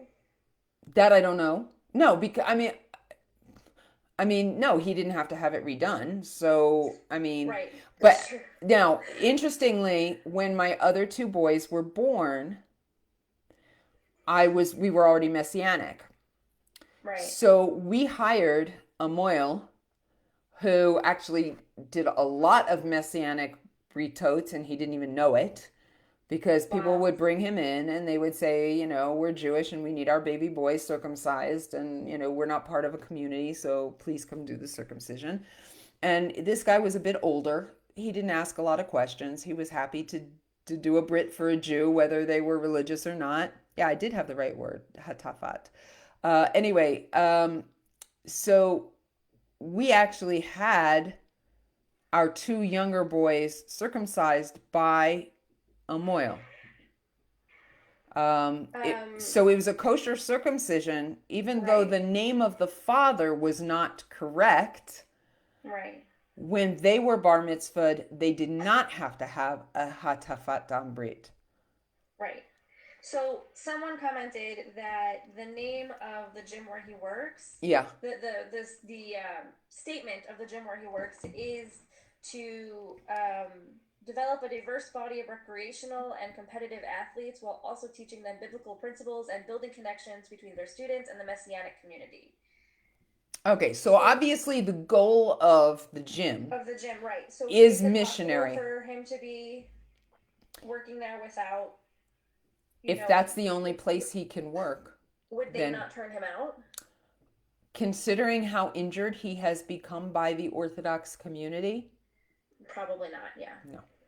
Because they would see Um, him as a poster child right. for how desperately lost we are in their eyes, Right. right? That we would do this to one of our own. Or, once we find out that they're messianic, this is how we treat them. So even if he's Right. not messianic anymore, we treated him that way because he was messianic or because we thought he was messianic. So Do they would you support him, I think there's think. a difference in someone being like stom messianic and someone lying about it, like to proselytize? Like, I see a lot of people on in other places who are like, I'm messianic, but I don't lie about it, and why am I being like demonized and et cetera, et cetera. Like, is it possible to be like, yeah, you're messianic and you're a Christian and you have your belief and that's fine, and if you were just honest with us, like, it would have been a totally different story? Yeah. I mean, so it depends on who you're talking to because I'm very part of the reason that I am not an activist anymore, and I said this in a comment to somebody who was like, "You need to get these people kicked out of the country," and I'm like, "Okay, let me set the record straight here. I'm an educator. I'm a counselor. I do not work to get people kicked out of their homes, schools, communities, or country. That's not what I Right. do. The reason I shifted, because I used to do that, is because I don't want that negativity in my life. So I'm very much in a place in my life, whether it has to do with religion or has to do with sexual preference or gender identity or all of those other PC topics. I am very much in a place of you do you, and as long as you're not trying to deceive me or disrespect me, which unfortunately Christianity disrespects Judaism, bichlal, Right.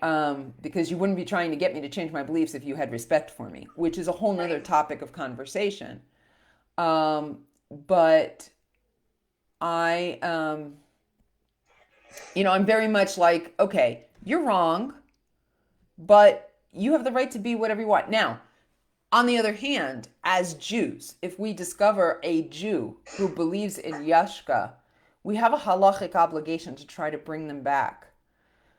And I've been brought out to several communities in the States. I've been flown by rabbis from Israel to different communities in the Midwest specifically to talk to Jews who believed in Yashka to try to help them, to basically do what we call exit counseling, to try to help them to come out.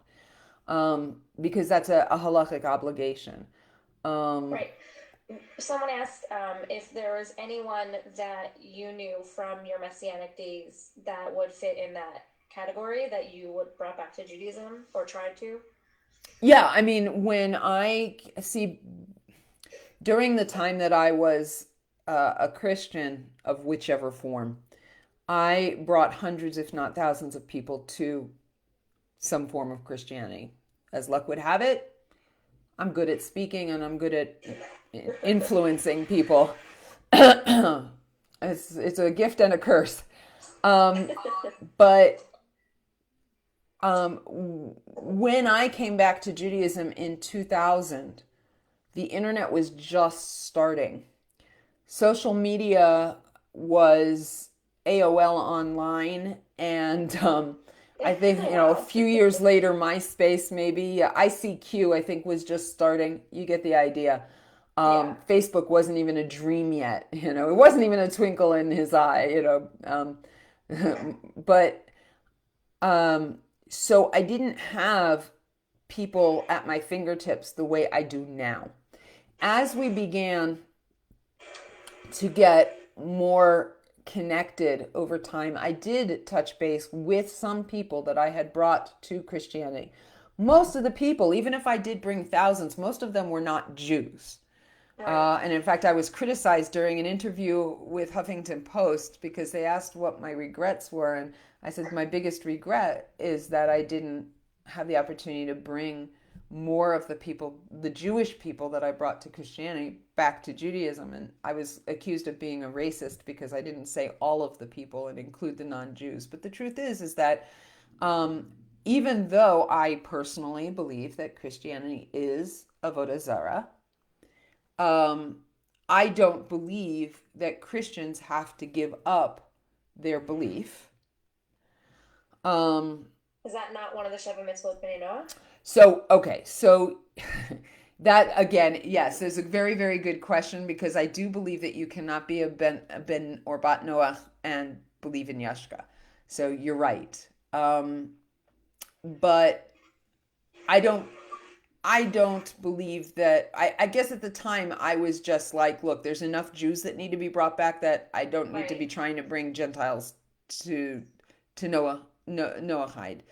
Right. Um, but I did Baruch Hashem have the zechut to bring back several of the people that I had brought to Christianity to bring them back to Judaism.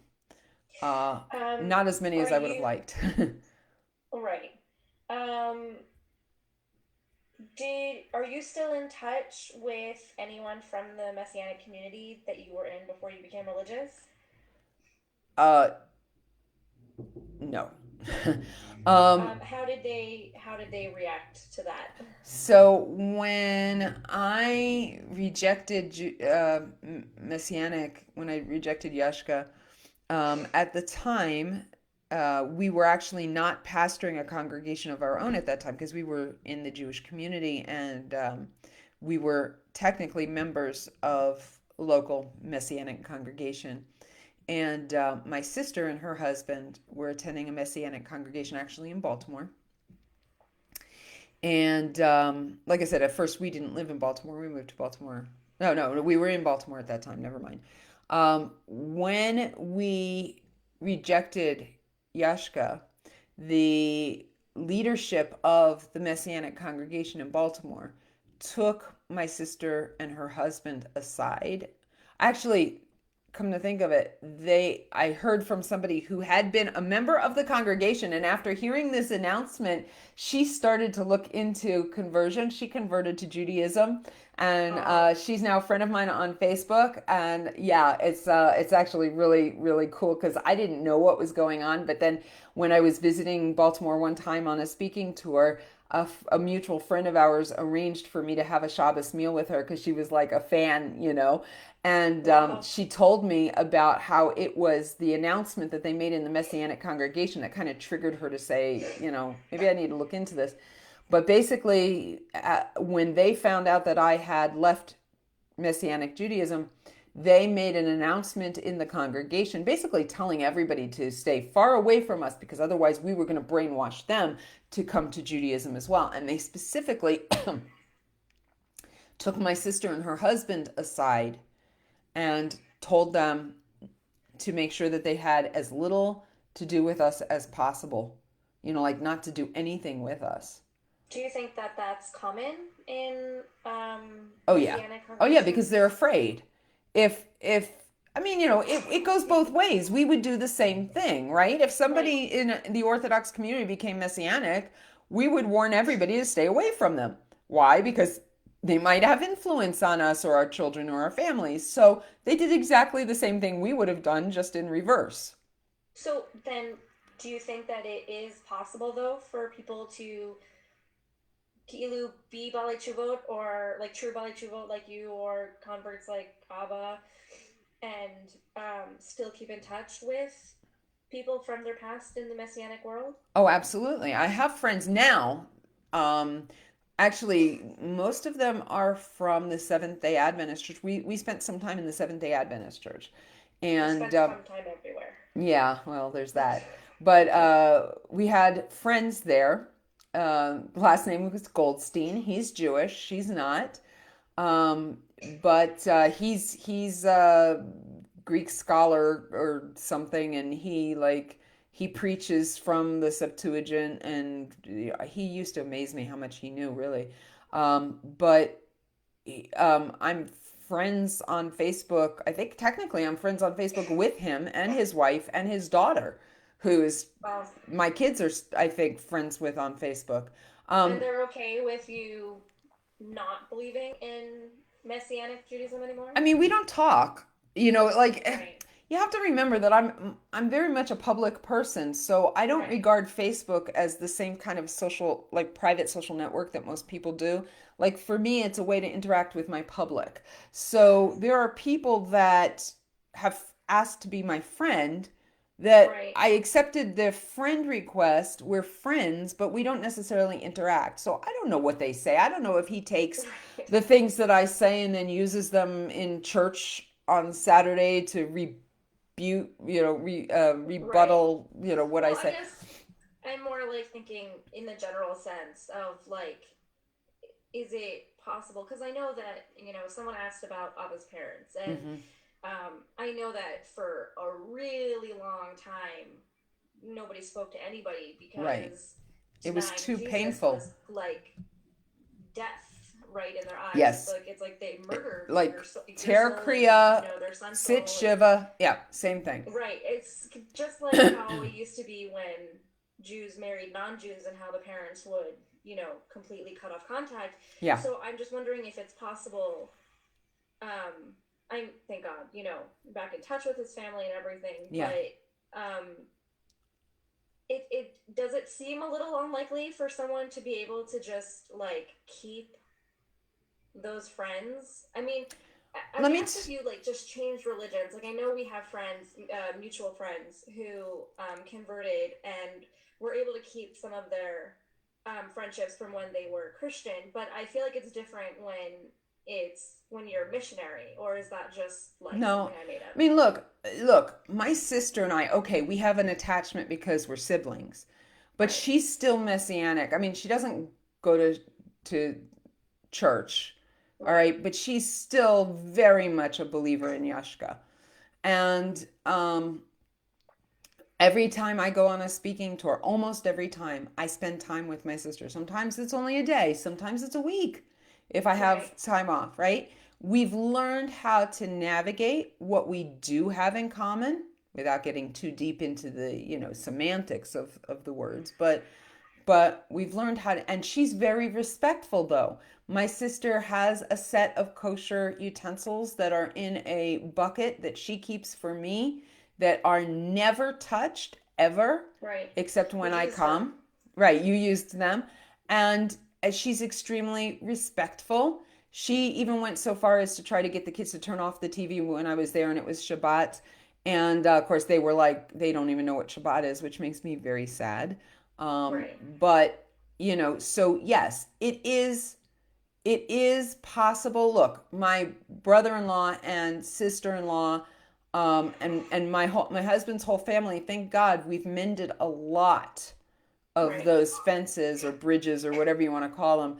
Um, you know, but it takes a lot of effort to maintain that kind of a relationship to keep it respectful. So, um, for it to be friends, you would have to have some kind of a bond that's stronger than faith. Like you'd have to be so like actual deeper friends. Yeah, that you love them so much that you're willing to not talk about that thing, Right. the elephant in the room, just skirt around the elephant in the room. Are there any other like advice questions that are being asked? Yeah. Are all Messianic Jews missionaries, or can they be Messianic, believe in Yeshua without trying to convert you? So you have a couple of different words that we're dealing with. Um, uh, I have quotes from many Christian leaders going back to the 1800s, 1700s, who have said, this is not my words, this is their words. I think it was Spurgeon who said it, if anybody here is of that background, who said that a Christian is either a missionary or a fraud. And why would he say that? Because the Great Commission, which is basically the big commandment given by Yeshua in the New Testament, the one overarching mitzvah that all Christians are told they have to do, is to make converts. Go out into all the world, preach my gospel to every creature, baptizing them in the name of the Father, the Son, and the Holy Spirit. Okay? That's what Jesus told his disciples, and it was meant to be proliferated by all of his disciples, meaning all believers from then on out. Okay? So, any Christian who is evangelical, who believes in the authority of the New Testament and its literal interpretation, believes that they are responsible for sharing their faith with non believers. So, in that regard, every evangelical Christian, which Messianic Jews are, is obligated to share their faith and therefore is a missionary by definition, by our definition. Okay? Right. That doesn't mean they're going to share. There are lots of reasons why they might not. They might not because they're afraid. They might not they might be afraid, so they feel that they have fulfilled their obligation by sponsoring somebody else to be a missionary. They might be like we were, where they're planning on just being quiet until they have a relationship with someone that opens the door for them to share. I mean, there's a lot of reasons why somebody might not share. Look, Pastor Hagee, I don't know how many of you have heard of him, but the city of Ariel has basically been built by him. Okay, he runs Kufi, which Right. is a Christians United for Israel, right? Which is the largest evangelical support system of Israel. Nobody wants to unfriend him, wants to make him an enemy of Israel. He has tremendous influence and he has really helped through lobbying and other things. He's really become a champion of Israel in the non Jewish Christian American world. Okay. And he has told all of the people that work with his organization that when they are in Israel, they are not to proselytize. Now, a lot of people thought that meant that he didn't believe that we have to be proselytized. However, he has done videos online where he makes it very clear that he believes that we have to believe in Jesus or we're all going to burn in hell forever. Even though out of the other side of his mouth, he tells the people that work with him, when you're working with Israelis, you don't proselytize. When you're working with Jews, because we have something more important, we have a mission Right. to support Israel. Is it possible for Christians to be kind of like you said earlier, kind of you do you, I do me kind of a thing? Most Christians who are you do you, I do me are more liberal Christians. They wouldn't consider themselves evangelical. Okay. They're the Christians that are kind of like, I don't have an answer for that. I know that I believe in Jesus, and you've just got, I'm not going to tell you how to live. Right. But Right. most of those So are are there also anti Israel, as it happens to be. So we've got a problem because most of the supporters of Israel, the real right. Christian supporters of Israel, the Christian Zionists, they are all evangelical Christians, and they may not proselytize, but they believe deep down inside that they do need to convert us. Does it matter if they believe we're going to hell if they don't If they don't, like well, yeah, so that's a good question. get Are we it? going to condemn somebody for what they believe? And that's a whole nother subject, because we could even, I mean, oh God, even within Judaism we have so many different aspects of things that people believe. And do you believe it's okay for a woman to sing in public, or don't you? Or do you, Right.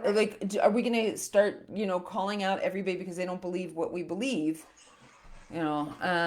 So that's the other, that's the big question for counter missionaries and the government, is if somebody is a missionary by definition because they are an evangelical Christian who believes that Jews are going to hell if they don't believe in Jesus, and they need to bring them to, but they've never proselytized, are they a danger? Do we have to So do you're anything? drawing a line between missionaries and proselytizing. I'm saying that it is possible for somebody to be a missionary and not physically actually proselytize. It doesn't mean they don't believe they're supposed to. Right, right, right, right. It's just like when you Is get, it possible for someone to be a Messianic Jew in yeah, in regards to like they believe that Torah is correct, and again, the only thing that rabbis got wrong was that Jesus is Mashiach, but I don't feel like that's my belief, and I'm not going to push that on you. Is that like extremely unlikely? no, I think it's possible, especially if they're actually halakhically Jewish, Right. because that pull is so strong. I was in tears day after day after day. I didn't want to give up my belief in Yashka because, it had been pounded in my brain that he brings salvation. If you don't believe in him, you're going to hell. And yet, on the other hand, I wanted to be a part of my people. I couldn't even have told you why. I just knew that this was Right. where I belonged and this was what I was supposed to be doing. But it contradicted this belief. And so there was this horrible, horrible battle going on inside of me. I see Um. a Yeah. short Go ahead. question. I see a short question. What does it mean when Christians say they want to be a witness? To witness in Christianity is to share the gospel, to share the Christian faith, or specifically their own journey. So it's just like when I get up, I used to, share my story, and that's being a witness.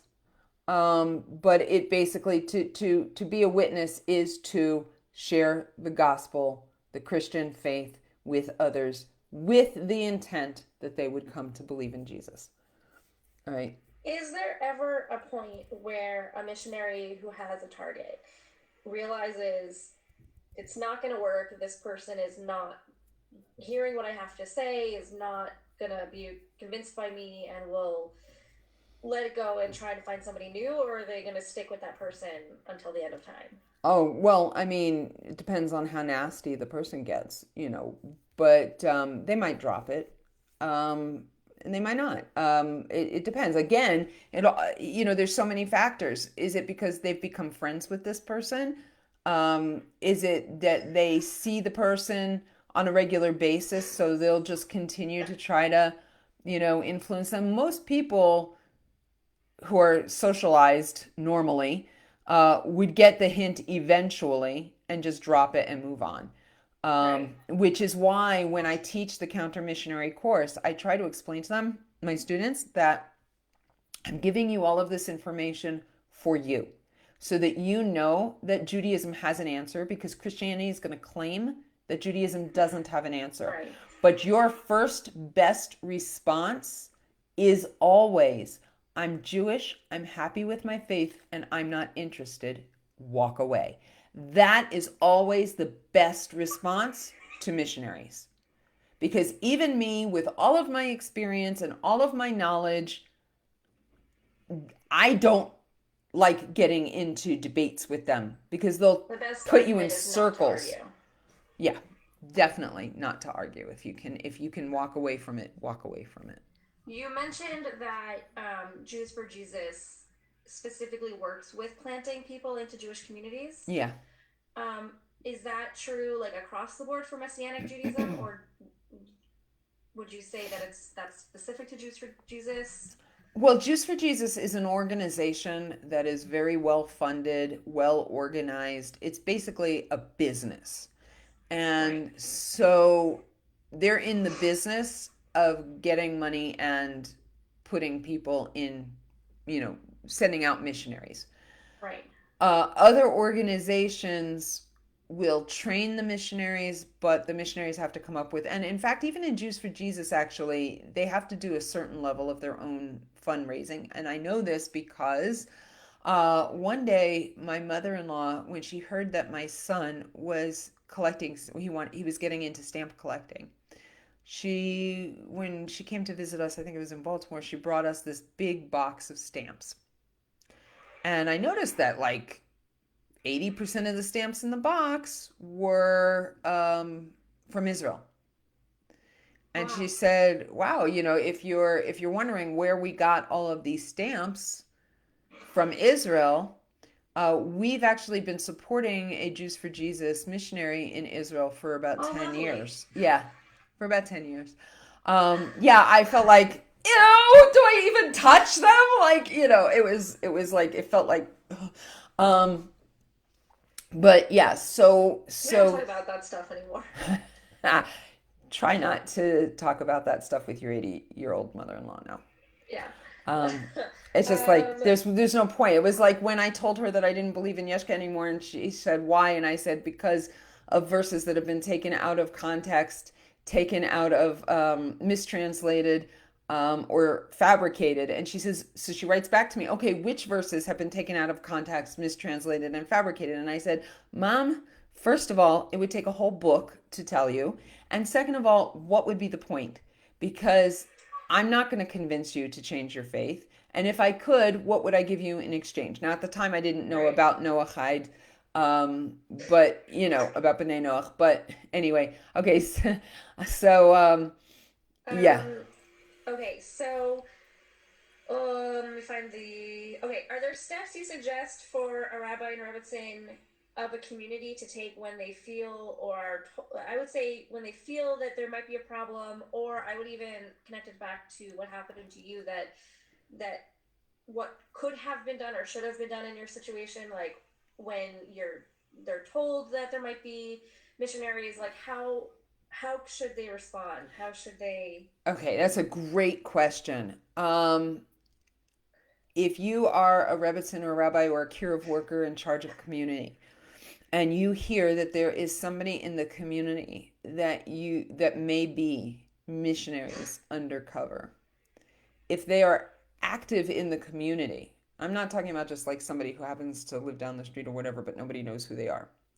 If they're active in the community and they're trying to be part of the community, please, please, please ask them to come and sit and talk with you about what they believe and who they are.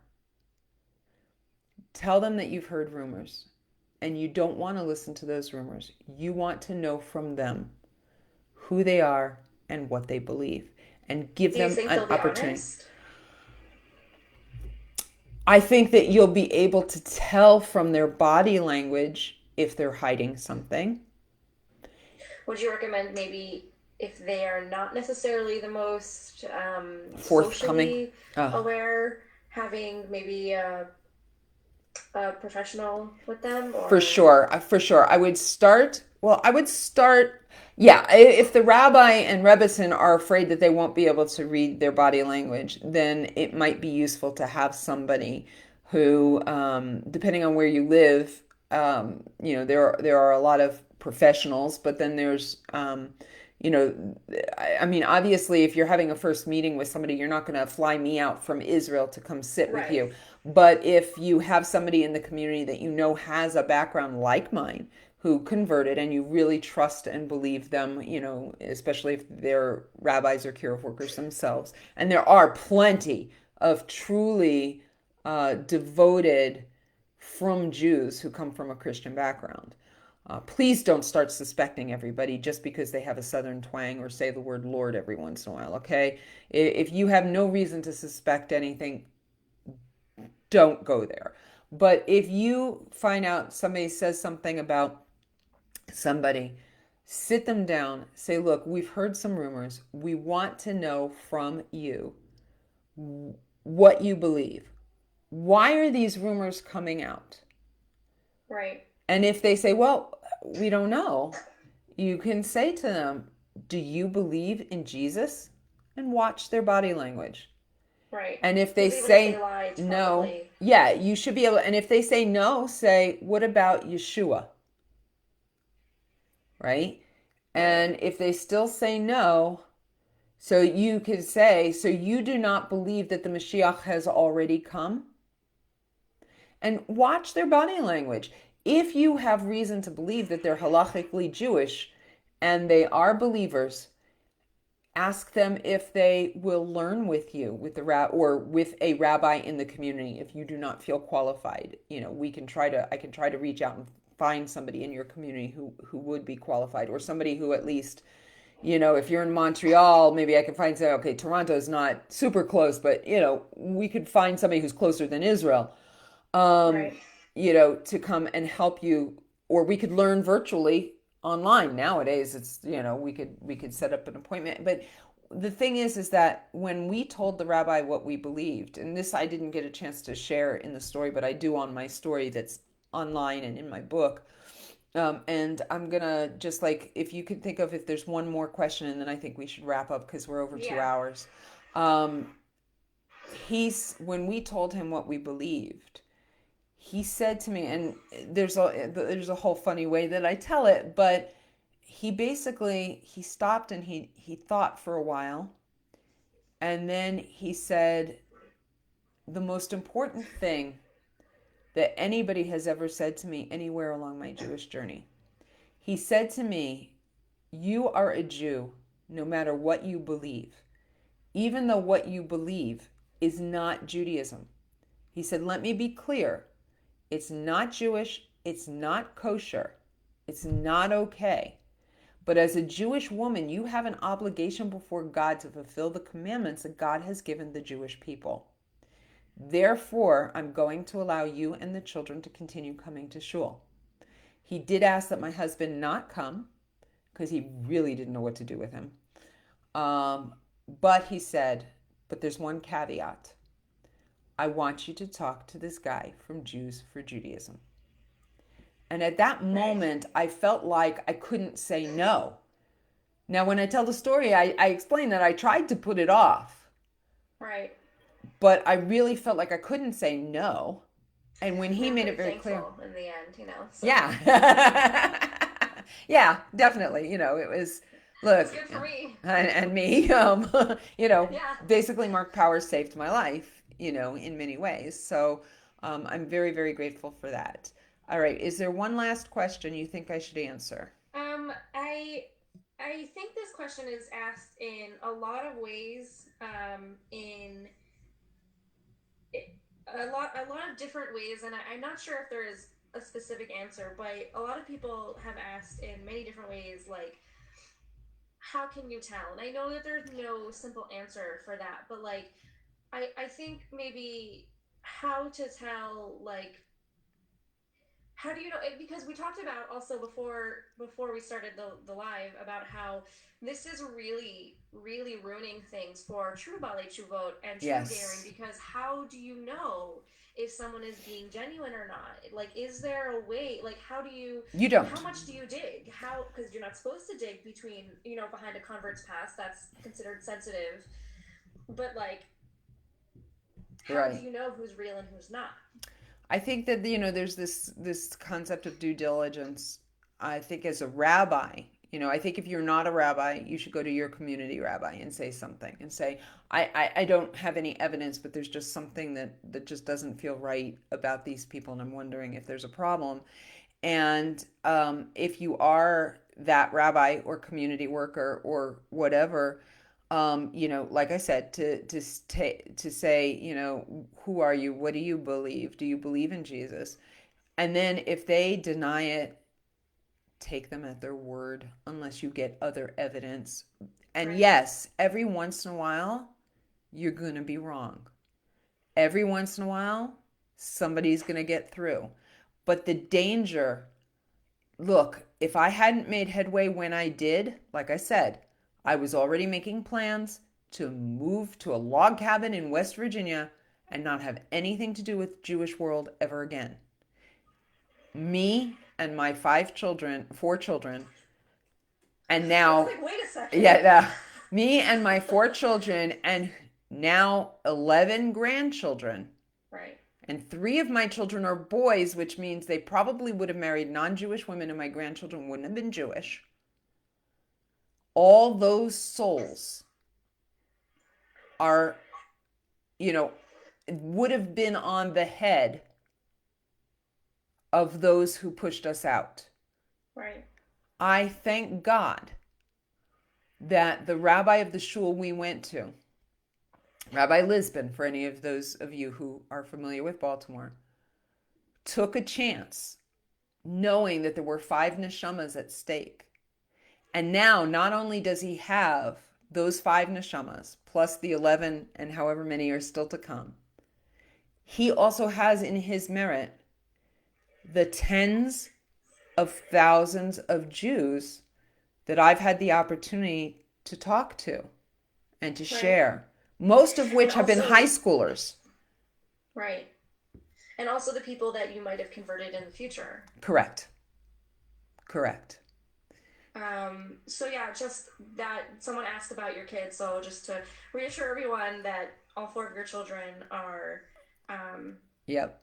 All four of my some children level are of, religious. Orthodox, and Yeah. all live in Israel, and we all live within pretty close of each other, and with Well, Hashem two, everyone's. right. Two of my kids live in 5 minute walking distance or less. One of my kids lives a 10-minute drive away, and one lives a bit farther, an hour and a half away. But all four are religious. It may not look like what we looked like when we were in Baltimore, but that's okay. They all love Hashem. They're all good people, and they're all serving Hashem and living in Israel. And, all of that is because a few people took a chance on us and believed us anyway. Right. So thank you very much for attending. I just want to say that I am a coach and a counselor in addition to a Jewish inspirational speaker. If you were watching from the United States, if you're a rabbi, rebbitzin, or somebody in charge of a program, I don't know how open things are becoming in the States, but I will be available. The way I always work is somebody extends an invitation, and then I start letting other places know that I'm available to do a speaking tour, and I'm open to coming. I'm vaccinated, and so I can leave the country without a problem. but I super recommend this book and this course. yeah, It's so a really good thing. thank you, Libby, for that. I have my books, and those are available either through Amazon or through my website, paninataylor.com, and or you can PM me and I can give you the link. Um, if right, so if you are still having some internal issues and would like somebody to talk this through with, I can't I've say done that that I. too. What's that? I've used your counseling abilities too. I do charge, but for members of aishes chayil who are dealing with this, I am charging $18 for a session. Okay, so if somebody really feels like they need to talk to somebody who understands, to just kind of get things out, to get some direction or whatever, I can you just PM me and I'll arrange. I'll give you where to how to schedule an appointment with me. Um, I but just want to say also there are a couple of personal comments or questions on the personal story that I didn't get to. So if you just want to go through the comments and see if there's anything that you want to answer in text, you should do that also. okay. Oh, you're saying like just to get back to people privately. Yeah, Yeah. or they commented on the live video a couple of questions about your story that we didn't get to. Okay, yeah. So if So if I didn't if my story has gotten you curious because I didn't tell the whole story, go ahead and go to YouTube and put in Panina Taylor story on YouTube, and like I said, there's like 20 different versions of it, and then feel free to message me if you have any questions. If you email me, my email is paninataylor@gmail.com. That's the easiest one to get to me. But if I don't answer, like, I mean, give me like 24 hours. But if I don't answer, let's say in 24, 36 hours, email me again because sometimes I'll get an email. Um, let's say I'm in the bathroom or something, I mean, I know that's a little TMI, but I'm not going to answer you at that time. I'm going to want to be at my desk when I can give a thoughtful answer.